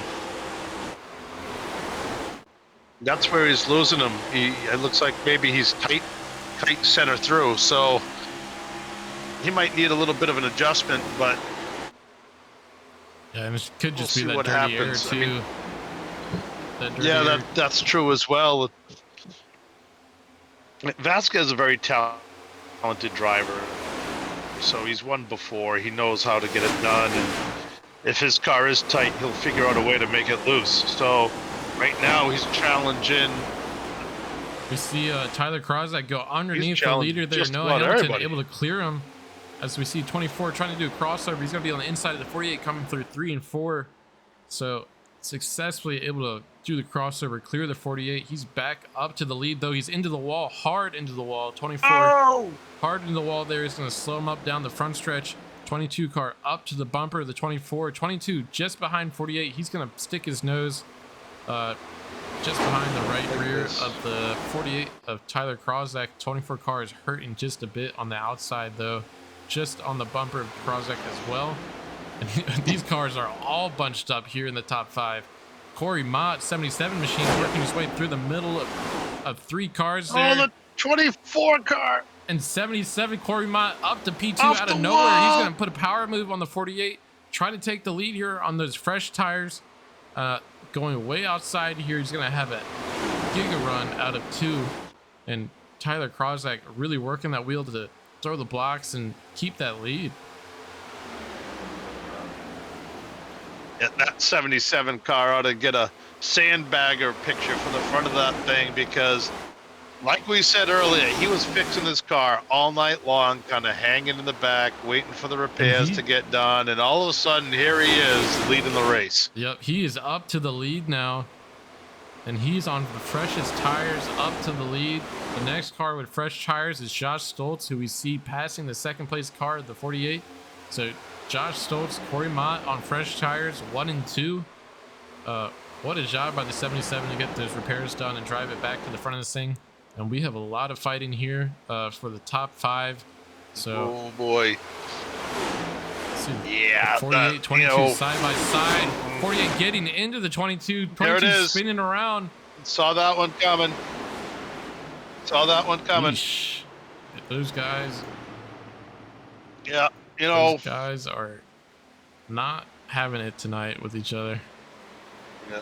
You can't eat an ice cream sundae while riding a unicycle, and that's pretty much what these guys just did.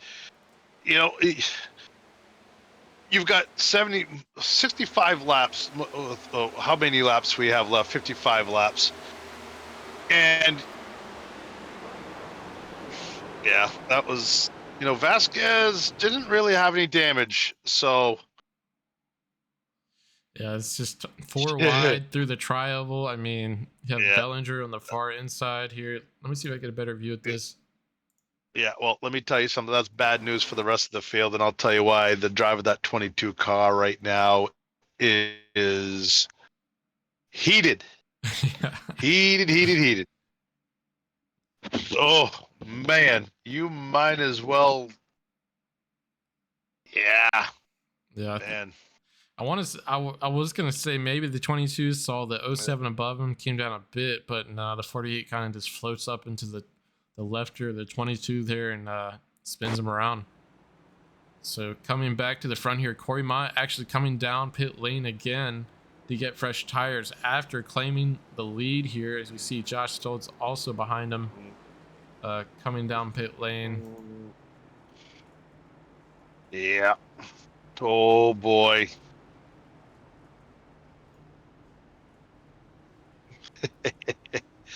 That 22 car is heated and motivated.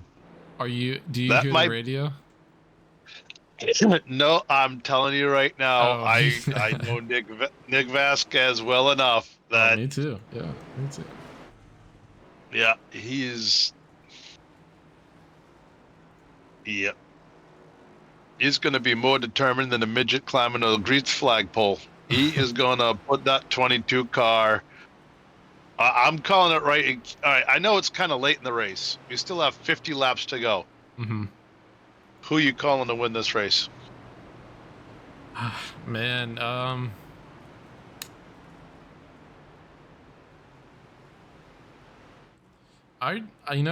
Corey, I think Corey has a lot of pace. He just had some bad damage early, but he's starting at the front of this thing.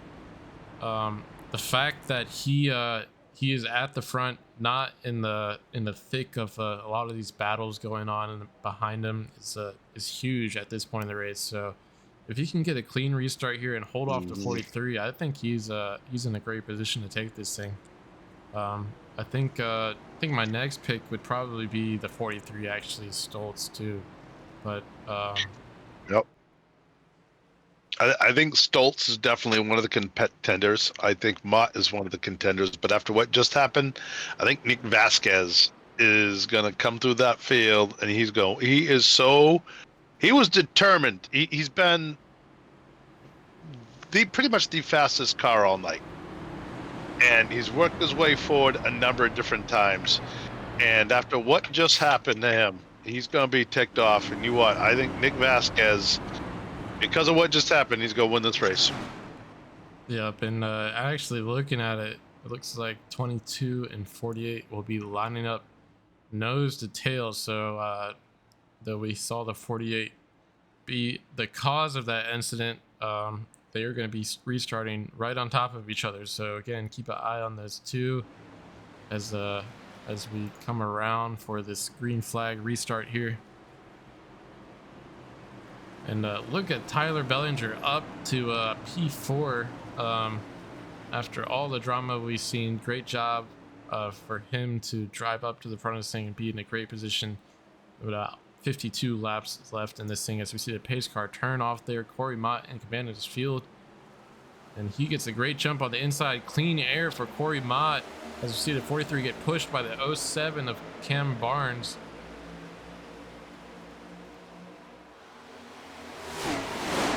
I am watching that pack right there that just went by your camera, mid-pack, and it is a kerfluffle of cars. Let's go back to, let's go on board with Noah Hamilton right now. All right, go on board with Noah Hamilton.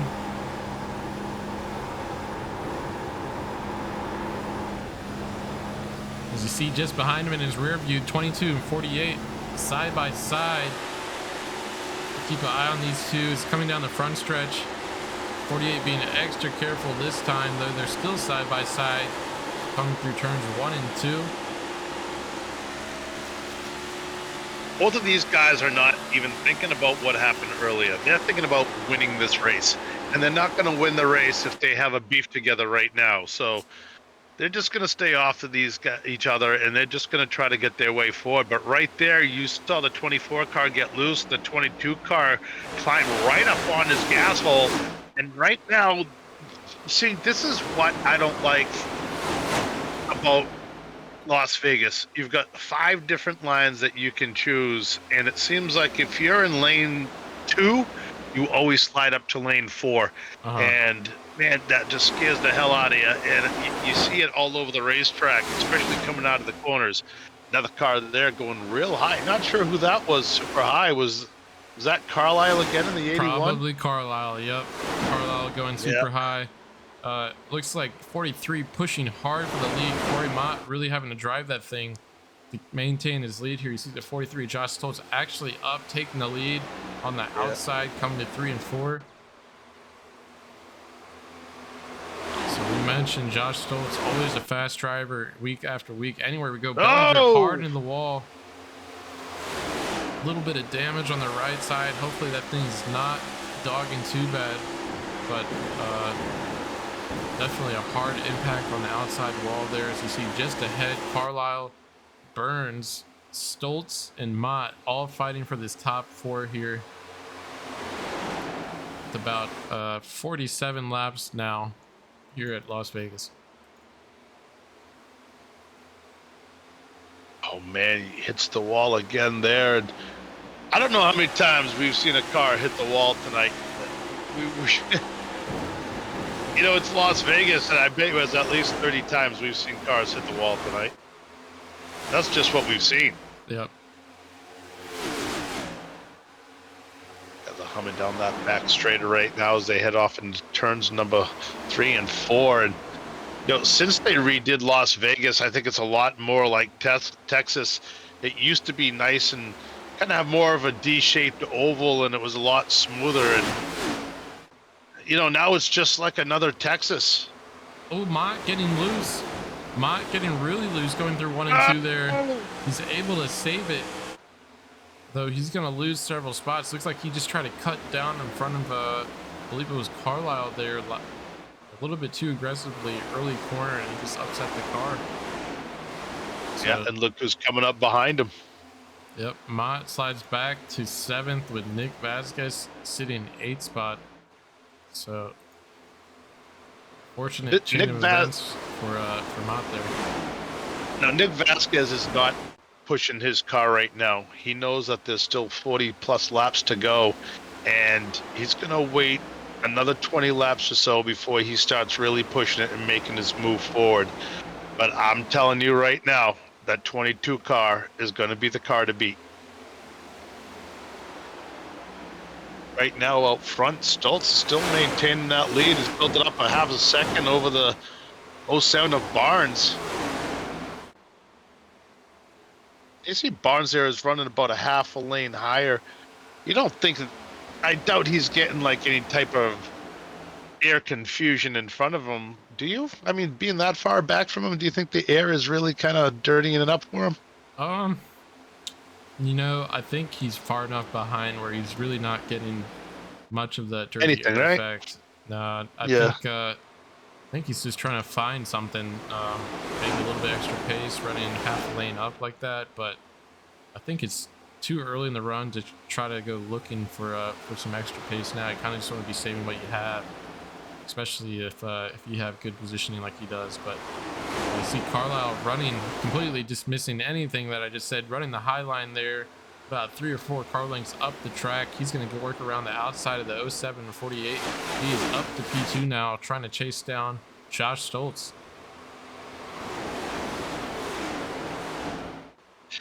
Look who's back up in the 5th spot right now. The Paint King, Jonathan Ledger in the 28 car. It is really good to see him running as well as he is right now in the later stages of this race. He's in 5th spot. Yeah, we saw him get collected and hit the inside wall super hard, have to go in for repairs. So him being P5 currently with 40 laps left in this thing, that's a great drive for him. Look for him to try to scavenge any sort of finish out of this thing, though. I mean, he just drove up to P5, so that's a heck of a race for him.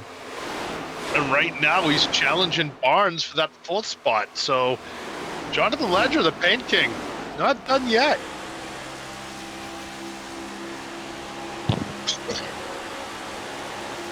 Matter of fact, he gets by Barnes. Now he's up to 4th spot.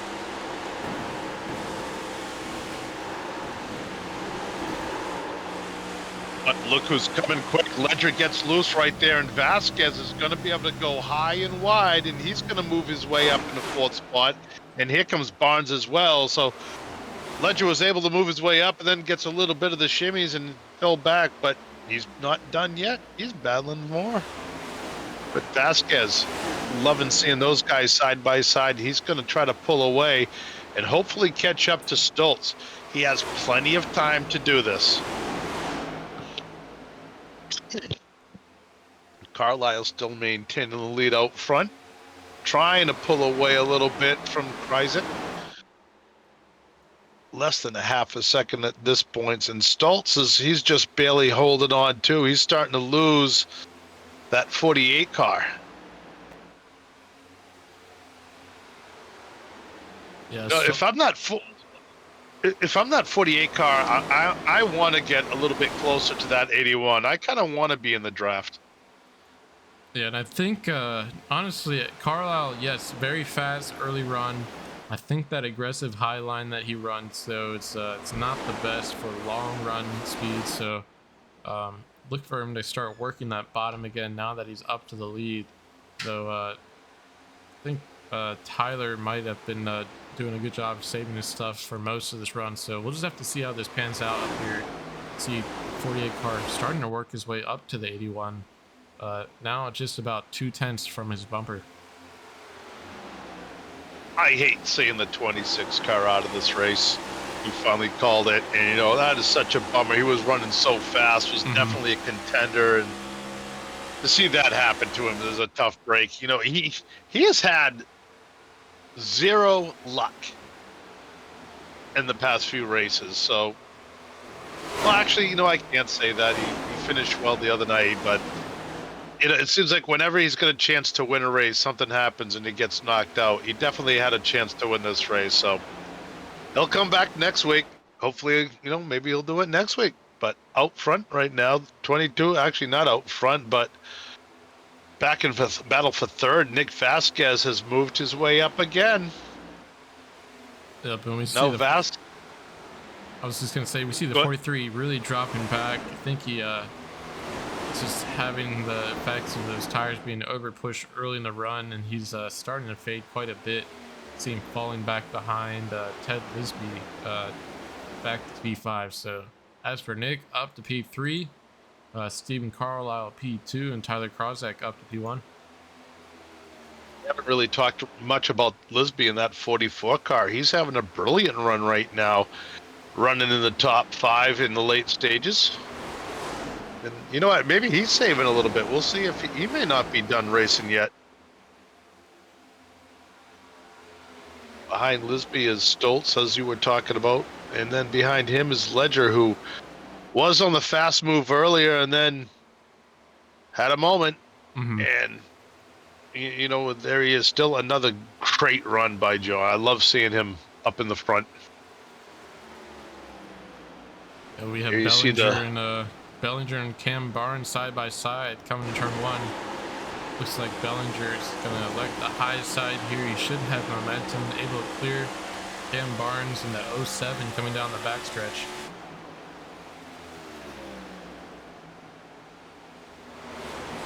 Yeah, I'm trying to find how much fall off we've had from the beginning of the race. Track temperature really hasn't changed that much, and I was kind of hoping maybe we saw some sunset or night racing for this race, because that's when the racing really gets good, if you ask me.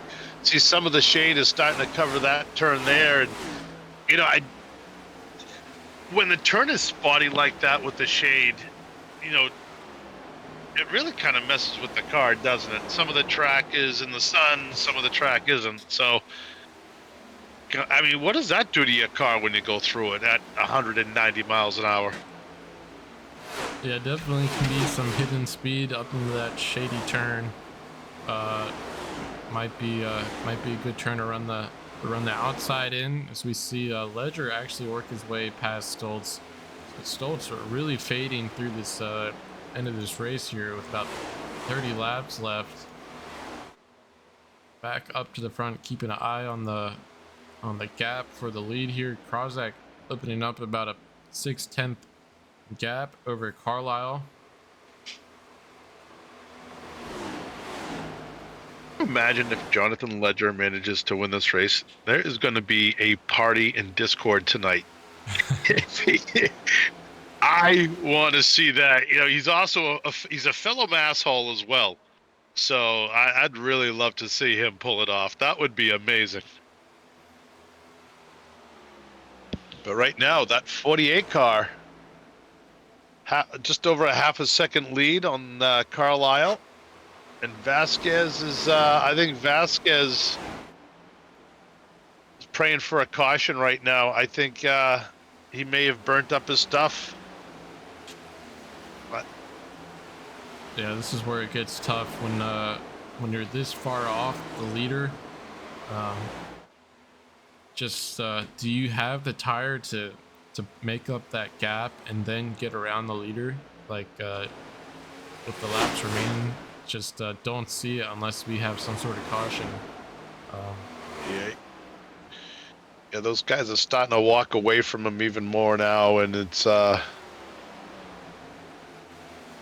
2.5 seconds almost to the front.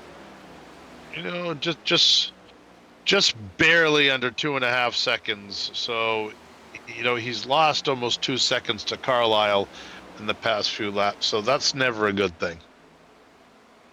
Now, I don't know if Vasquez is slowing down, if those other guys are just speeding up. Carlisle is just pretty much staying in contact with Kryzik. He's maintaining that half-second lead, a little bit less than that. So I think Carlisle knows that it's not time to go yet. And Nick Vasquez, though, I don't know. I think I don't think he has much left in that car to really put up a battle. Who knows? Maybe he does. But if there's a caution right now, that's going to make everything interesting. Yep, not just a caution, but just I think we've seen the 48 get a little bit loose out of 4 on the long run. So not trying to jinx anyone, but I mean, just getting loose out of turn, hitting the wall a little bit, that brings all the cars behind you up into play, stalls your momentum, and things can change really fast. As see Carlisle actually pulling up to the back of the 48, now just behind by 15 tenths here. That's all it took, was a little bit of a stumble, and here comes Carlisle. And speaking of a stumble, something must have happened to Ledger, because he's fallen back to 7th all of a sudden.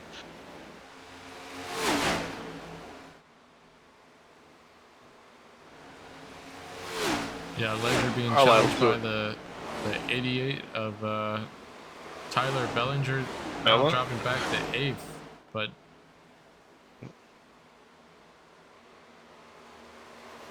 and good to see that 88 car back. Maybe the 48 is recognizing got 24 to go, 23 now. You think he's saving a bit, or would he have wanted to kept the gap? Maybe he's trying to feed the dirty air to the 81. I don't know. I think it's close enough where these guys can start going at it. Almost at 20 laps to go. 20 laps is there's a lot on a set of tires. I mean, they'll definitely be working with it because you can see them already dancing around, and if they're going to add another 22 laps to go, it's going to be even worse. But right now, this is going to be your race. However, Vasquez has closed that gap. He's closed almost a second on Carlisle the past couple of laps. So 22 laps to go. Maybe Vasquez is saving a little bit. And he's loving seeing Carlisle and Kryzak go at it. Yeah, Krozak and Carlisle all over each other now. And yep, just as you mentioned, Vasquez would love to see these two guys race each other hard, use up their stuff.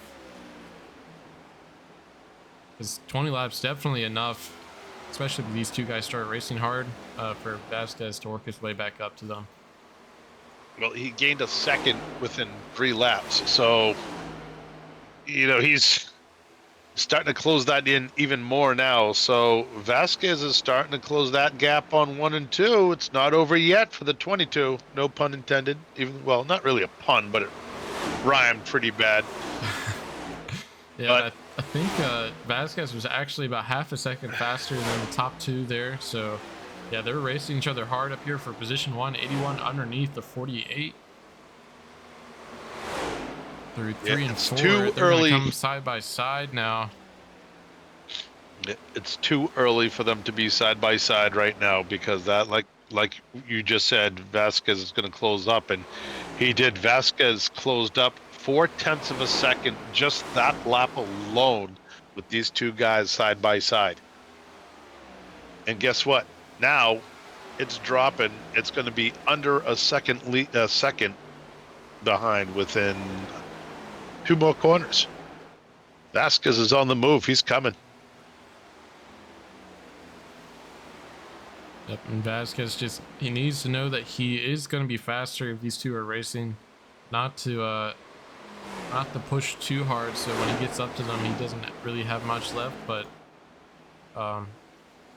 18 to go now, 48 and 81, battling hard, flaring out through 3 and 4. Have a lap car, Jim Mott, coming up, so we'll have to work their way around that car.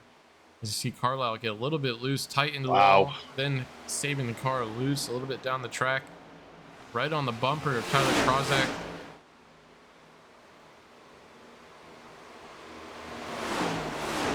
Yeah, Mott doing everything he can to stay out of the way. Yep, and Vasquez up to about half a second behind now.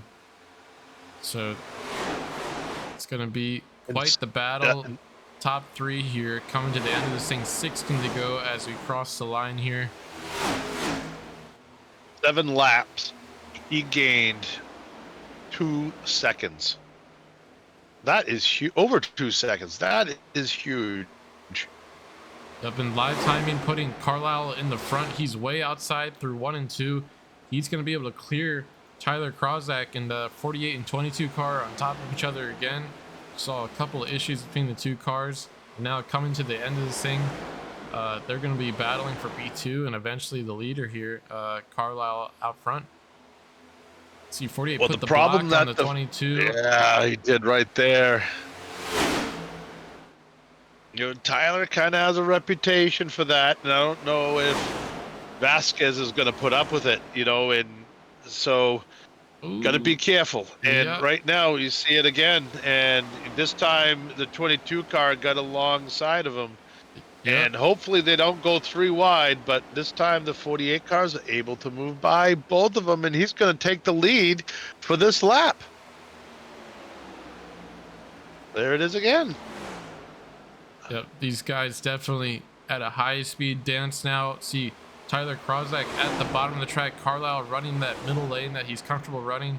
Nick Vasquez trying to find some speed behind these two. He's actually going to push hard the 81 of Carlisle and squeak in front of the 48 here through 3 and 4.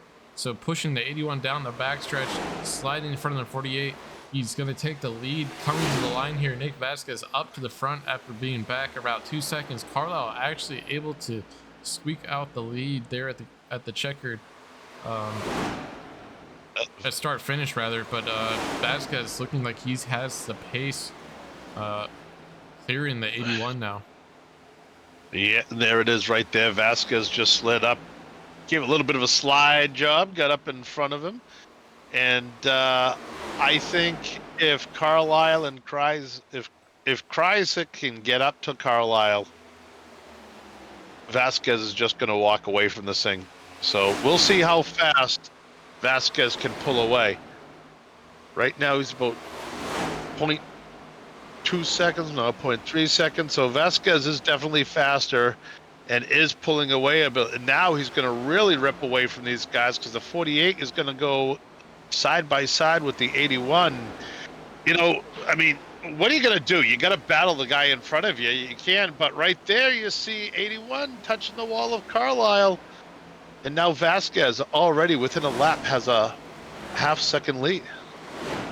Yeah, definitely Carlisle, Krozak racing each other hard, making them use their stuff up. You see Carlisle up into the wall. Vasquez able to pull a 6/10 lead now on the positions 2 and 3.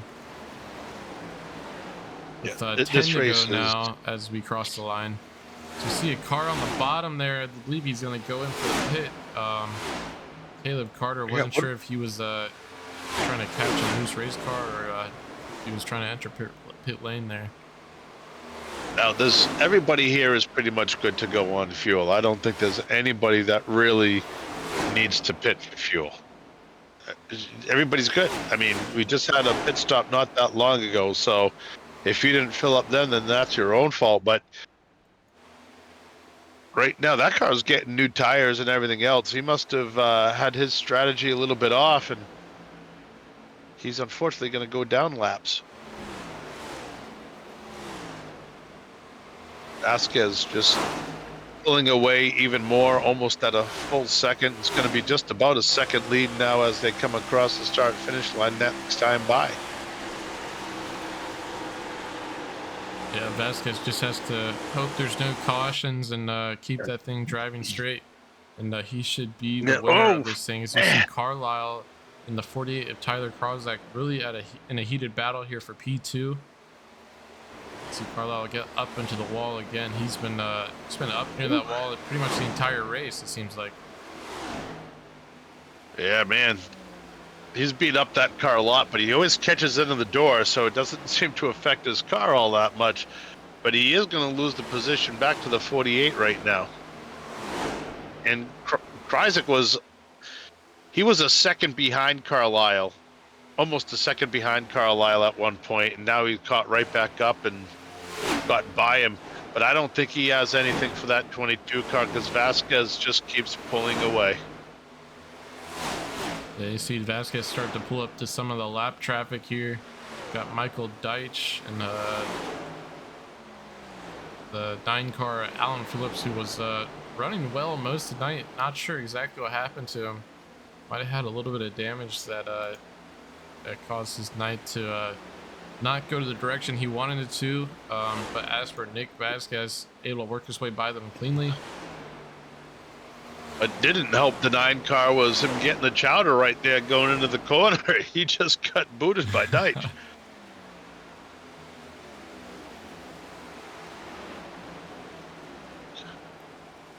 Vasquez pulling out almost a 2-second lead now.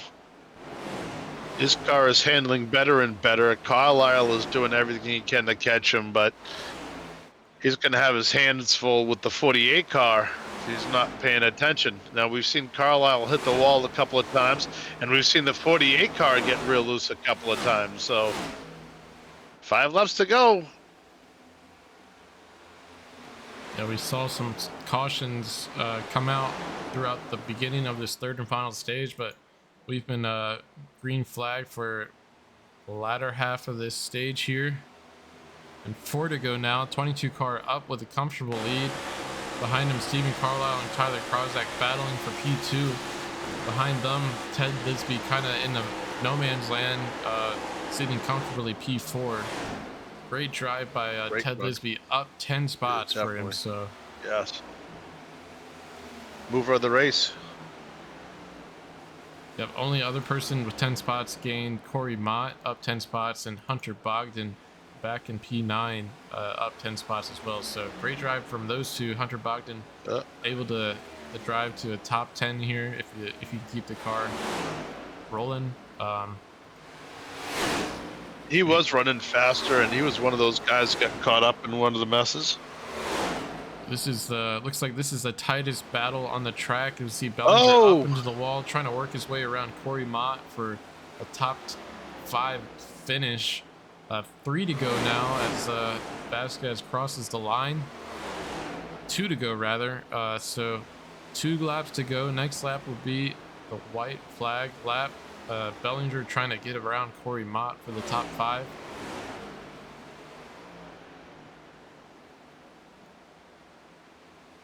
Carlisle and Krozak really battling it out here. You see Carlisle right on the bumper of Tyler Krozak for P2. Yeah, Nick Vasquez does not want to see them battling too hard unless the white flag is out, because if there's a caution now, it's going to ruin the night. And there's the white flag. This race is over, no matter what happens. So Vasquez, who now has almost a 3.5 second lead already on these guys. Yeah, he just has to drive it back. Vasquez down the backstretch here. He's going to go through 3 and 4 looking clean and comfortable. Driving it back to the start-finish line. Nick Vasquez is going to take the win here at Las Vegas. A lot of ups and downs through his race, but ultimately able to come out the winner here as we see Tyler Krozak come across the line P2, Carlisle P3, Lisby up 10 spots to finish P4. Corey Mott holding on to the top 5 with Bellinger just behind him. So great drive from all of those guys. Ledger taking a top 7 finish here. This is his first top 10 of the great season, job. I believe. I might have to go back and double check that, but good job. Great job for him.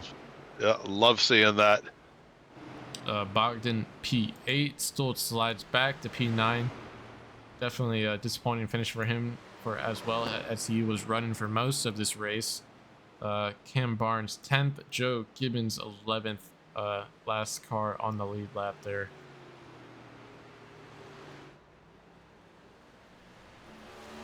There's Vasquez just burning it down. The frustration is over. He's had some bad luck so far this season. You know, we saw him get booted from a few races, and he finally gets to burn it down. And I'm sure he's going to mention Joey Logano at one point or another, but we'll just ignore him. So, but great win for him. You know, pretty clean race. We've had a few cautions, enough to make it interesting. And, you know, we were hoping to see a green flag pit stop, and it never came. Yep, just a couple timely cautions coming out. But, yeah, pretty exciting race. So we had a lot of action early in these runs. Kind of got spread out as the green continued. But, I mean, that's definitely characteristic of Vegas and a lot of the cookie cutter tracks. But great drive by the field tonight. Looking to get these top 3 in for a quick interview. I believe we already have Carlisle in the podium finishers channel, so let's drag him down real quick. Mr. Carlisle, you're in the booth. You got us? Hey, what's up? Hey man, so great drive tonight to bring it home P3. Thought you were gonna put a move on Krozak there at the end to try to take P2. Bill and I noticed you were driving up near the wall for most of the night. Was that kind of the plan coming in? Yeah, sort of. I do prefer running up there, but it does eat up your right rear, or it heats it up actually. So you heat up the right rear, then the car starts to get loose, which I preferred because the car was actually pretty tight. But once you heat up the right rear to a point, no matter where you on the track, it's going to get loose. So it's hard to make passes if you have to get off the wall if you've been running the wall. So if you have to basically like stick to a line. But I just want to try to save my right front as much as possible for the end. I feel like I was able to do that for the most part I did have some strategy that I kind of pulled out there. I had an extra set of tires. I think a few of us did, just in case a caution came out at the end. Uh-huh. I think it was uh, towards the so yeah, the end of stage 2, or coming to the end of stage 2, I was able to save my tires plus get a bit of a get some points with the Mm-hmm. win. And then the beginning of the final stage, I just took fuel only because I wanted to keep an extra set of tires, like I said, and also I didn't feel like I used up those tires too much, but I kind of misjudged the corner up there and got into the wall and kind of fell back farther than I was anticipating. Um, so that didn't help too much. But Yeah. yeah, no, I was able to do what I wanted to do. You know, these two tracks this week, Homestead, Las Vegas and Homestead, they're not my favorites. Phoenix wasn't either, but um, I struggle with keeping the right front from burning up and destroying itself, which is what happened at the end of this race. Yep. Yeah, we noticed you took the pit. You went in the pit about 7-second pit time. Was pretty pretty less, or a lot less than the other drivers. So we were wondering if you took 2 because the car was just too tight, or if you just got fuel only. So you answered my question there. Yeah, But that was a fuel only stop back then. But I was able to pit, you know, with I think it was like 55 laps to go, and we had that caution. mhm. I was able to pit and take tires, and I still had an extra set towards the end. I actually wanted this to go green as long as possible if I was going to come in with like 35 to go, and Uh-huh. I think at that point I would have been good because like 35, 40 laps on on a set of tires is kind of my sweet spot. Oh Anything yeah. after that, it just kind of falls off. So um, yeah, it just didn't work out. But you know, it was a good race. I'm glad I was able to get third and finish ahead, and I think I still have the points lead. So you know, that's a win. Yeah, Yeah, it's man. definitely what you want when you're in the first place of the points. Is you definitely want to finish in the top 3. Congratulations, bud! Another great run by you. You were very fast all night long. We saw you battling with a couple of guys. It seemed like there might be a little beef going on between a few drivers. Did you notice anything? You know, a little extra curriculum. You know, rough riding, or what did you see on the track? There was something going on between Nick and Tyler there. I was able to see that, and they were a bit chatty on the radio. But you know, I think they'll be all right. I knew Nick was going to be fast tonight, and I kind of thought he was going to win the race coming into this, and think he's going to be fast again tomorrow night. So keep an eye out. Um, Yeah. but yeah, no, I think everybody kind of behaved themselves for the most part. There was no real tempers aside from those two for a brief second, really. Yeah, I have a hard time believing Nick Vasquez was chatty. Yeah. Yeah, All well, right. great job on the P3 finish. Would have definitely been interesting to see if you were able to get those freshies on for the end of the race. I know we were trying to look out to see who might just have some extra tires if we saw another caution come out, but that thing went green to the end, and I mean, finishing P3 when you still had some fresh tires to drive to the front, that's not too bad. So great job tonight. You have any shout outs you want to give before you head out? No, but thanks. I think from what I heard, Tyler Bellinger, Corey, and Stoltz had fresh tires as well, Mm, sitting there waiting. yeah. So they were on the same strategy as I was, but I pitted that last time under that caution. They didn't, Mm-hmm. or they did just took fuel only because they wanted to save that set of tires. I still had 2 to go, so Mm. Well, definitely saving the team some money, bringing those fresh tires back to the garage. So that's yeah, good. they'll get used up. They'll get used to the Homestead for sure. Yep. So looking ahead to Homestead, how do you feel about that track? Not good. I'm just if I get a top 10, I'll be Uh-huh. happy. All right. All right. Well, you said that about Phoenix, and you finished pretty strong there. So we'll keep an eye on you and see just see how you do tomorrow evening. Yeah, Yeah, take a look. Take a look at my stats the last time I was at Homestead. See where I finished. All right, man. Well, you have a good rest of your evening. Great job driving the P3 tonight. Thanks. Have a good one. That was Stephen Carlisle, always a class act in the 81 car, doing a great job finishing P3 tonight here at Vegas. Next up, Tyler Krozak, driver of the 48 car. Saw him get into Vasquez there towards the end of the final stage. Hopefully, they'll be able to squash some beef before tomorrow night, Homestead, Miami. Let's get Tyler into the chat real quick. Hey, Tyler, in the booth, you got us? Yeah, I got you. Hey, man, great job on the P2 tonight. Definitely seemed like Vasquez had more of his car left coming to the end there. I know we were just talking to Carlisle. He was really banking on a caution coming out so he can get some fresh tires on and drive back to the front. Did you have any fresh tires left there at the end? No, I did not. When I spun Nick, which was that wreck was completely my fault. I own up to it 100%. Okay. When I spun him, I took what is it? Did it look something else?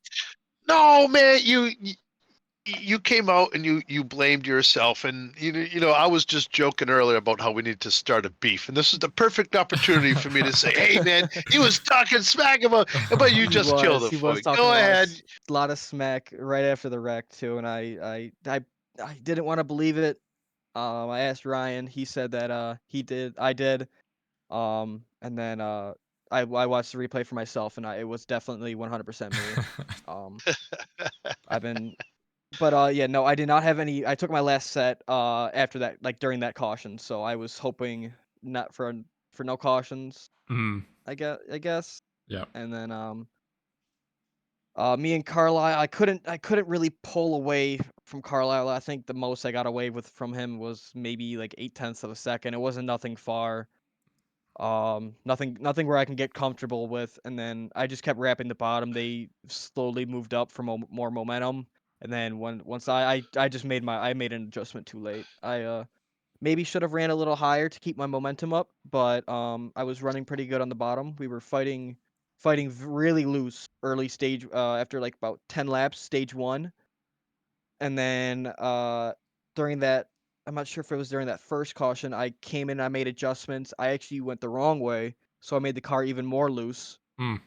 Um, I got it down more, so it wasn't snapping loose on me after 10 laps, which really helped. Really helped. Well, I think that's the only reason why I was able to stay up there. I want to thank just real quick, I want to thank Josh for the setup. He gave me a last minute setup to try out, and he said he was working on it. And yeah, that's honestly the only reason why I'm up here. The other setup I was using, I was really loose in. It was not looking to be a good day so far during practice. Yeah, you definitely. So it looks like you had a lot of pace early runs off the restarts and on the green flag drop. Definitely one of the fastest cars. Maybe just fading a little bit. Might have caught you getting loose out of 4 a couple times in that first stage a couple times. But hey, ultimately able to make it work. Driving home P2 tonight. Any shout outs you want to give before? Yeah, other than once again, Josh again for the setup. I want to thank my parents. Hopefully they're watching, and then Corey. Once again, all you guys. Feel like I'm doing this a lot now. All you guys, everybody up there in the booth, Corey, Zach, everybody that runs the league behind the scenes, that nobody really talks about. Just you guys all do a great job, and I'm so happy I'm part of this league. Well, awesome, man. So looking ahead to the Homestead Miami, how you feel about Homestead Miami? Good. I mean, it's kind of same cookie cutter. I was kind of talking to myself earlier today that especially for that one, you want to make sure you let off early and let it, at least for me, I let off early, let it roll. So I was kind of just coaching myself up for that earlier today. So yeah, I'm excited. All right, man. Well, good job on the P2 tonight. You have a good rest of your evening, and we'll see you tomorrow night. All right, thank you. Have a good night. Yep, you too. That was Tyler Krozak. Very happy. No, I've spotted a few times for Tyler in official races, and I think a couple of hosted races or something like that. I can't remember; it was a while ago. And there's a lot more maturity out of him this year. And we talk about him every single race. He's been very fast, so it's only a matter of time before he's going to win a race. And he almost did it tonight. Maybe tomorrow night the luck will change for him. Yep, we'll just have to wait and see. Tomorrow night, obviously, Homestead Miami Speedway, right back here, same time, same channel.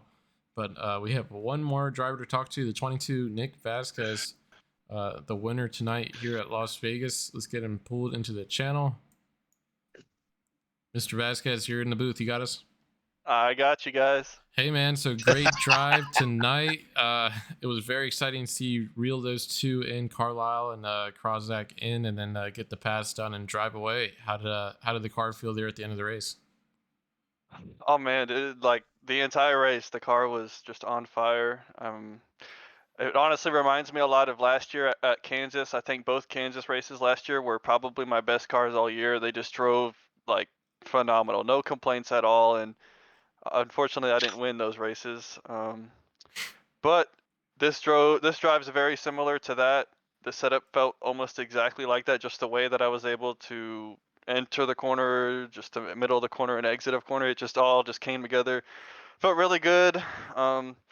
We had some hiccups, a little bit later on with Tyler, and he takes full blame for that. So I'm gonna take back a lot of my harsh words I said to him. I get pretty heated from stuff like that. See, both you guys ruined it for me. Yes, but I'm glad we could squash that beef. More importantly, we won. So it's been a while. It's been, oh geez, I think it's been what, a year? Almost a year. I think Dega, yeah, almost a year. Dega last year was the last win, I'm pretty sure. So it's been a long time coming, and car felt great. So shout out to my team, and shout out to the fans as well. I have a lot of fans in the chat every week. So yeah, big shout out to the fans. Yes, so I appreciate everybody for watching and sticking around every race. This is just momentum to build off of. I'm channeling my inner Joey Logano. So we're gonna I told you. I told you. I know that you're a big Matt Kenseth fan, and no. I just want you to know that when you kind of got spun there on that whole deal that happened, I called it right there. Did I or did I not, Mr. Wolf? No, you did. I called it right there. I said, you know what? I said, Nick Vasquez just won the race. I said, he is going to come through this field like a house of fire, and he's going to win this race. And I called it. And that was with I think 40 or 50 laps to go, something like that. And you did. You were on fire. You had one of the most dominant cars that I've seen you have in a long time. And I'll tell you what, this tonight was the Nick Vasquez I remember last year. Confident. You came into this race knowing you were going to win this race. So yeah, you did. And that's what I want to see out of you again next week, and the week after that, and the week after that. So you're locked in for the championship. You're going into Homestead next week. Tyler's pretty confident going in next week. I mean, are you going to be battling out with him again for the finish, or what? I think we'll have another dominant car. We can build off of this momentum, and I feel confident about Homestead. I've had some good finishes there. I'm gonna be honest, I'm not really good at running the wall. Everybody loves to run the wall. That extra grip is up there. I'm not that type of driver. I'm not good at it. So the middle groove and bottom is probably where you're gonna see me most of the time. You can still make it work there. It's a multi-groove track, but again, we'll have to just see what the conditions are like, and hopefully tomorrow we're back here again in Victory Lane. All right, man. Well, again, great job tonight, coming home with the win. I know it's been a long time coming for you, so it's nice to see you back in Victory Lane. And we'll see you tomorrow night at Homestead Miami, right back here. All right, thank you, and shout out to the fans. Thanks for watching. Yep. All right, man. Have a good evening. That was 22 car Nick Vasquez coming home with the win tonight here at Las Vegas. Definitely trying to win the fans over with multiple shoutouts. We saw the 22 and 48 really kind of race each other hard tonight. And after that initial bump he had with the 48 getting shuffled up the track, Bill was able to call him basically being the winner from that point, just off the feeling alone. But tomorrow night we'll have all the same drivers back for some more racing at Homestead Miami. Definitely, yes, the beef has been squashed, but the feelings, I mean, I like to think the feelings are still there. And driving 2 races a week, that's got to be tough. So hopefully we'll see some clean racing tomorrow, but always some exciting action on the restarts at Homestead. Bill, you got anything before we head out? Well, I had written down in the chat earlier, should Bill the Masshole run Dega? And I didn't get to see, I forgot about it until just a second ago. But I got to be honest with you, I think I wish there was an opportunity that you could go run tomorrow night's race at Homestead, because from what I remember, you're pretty fast at Homestead.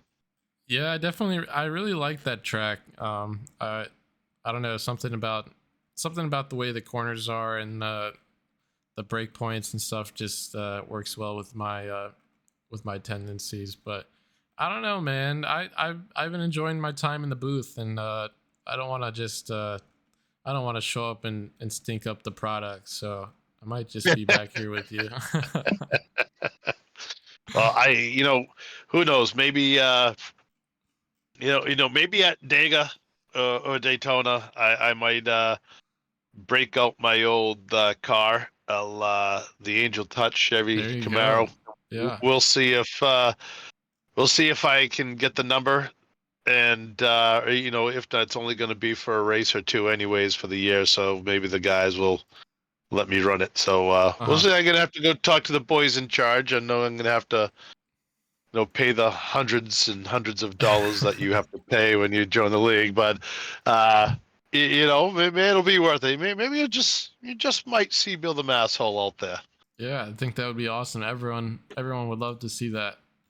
But as for here tonight, we're going to wrap up the stream. Thank you guys so much for tuning in and watching the Vegas 200 here on the Carolina Cup Series. Tomorrow night, we'll be at Homestead Miami Speedway. I believe it's, I want to say it's a 250-mile race. I'll double check, but we should have a lot of more fun racing there tomorrow night. And be same time back here tomorrow. So looking forward to that. Again, thank you so much for coming out tonight. And that's all we got for you tonight. Y'all have a good one.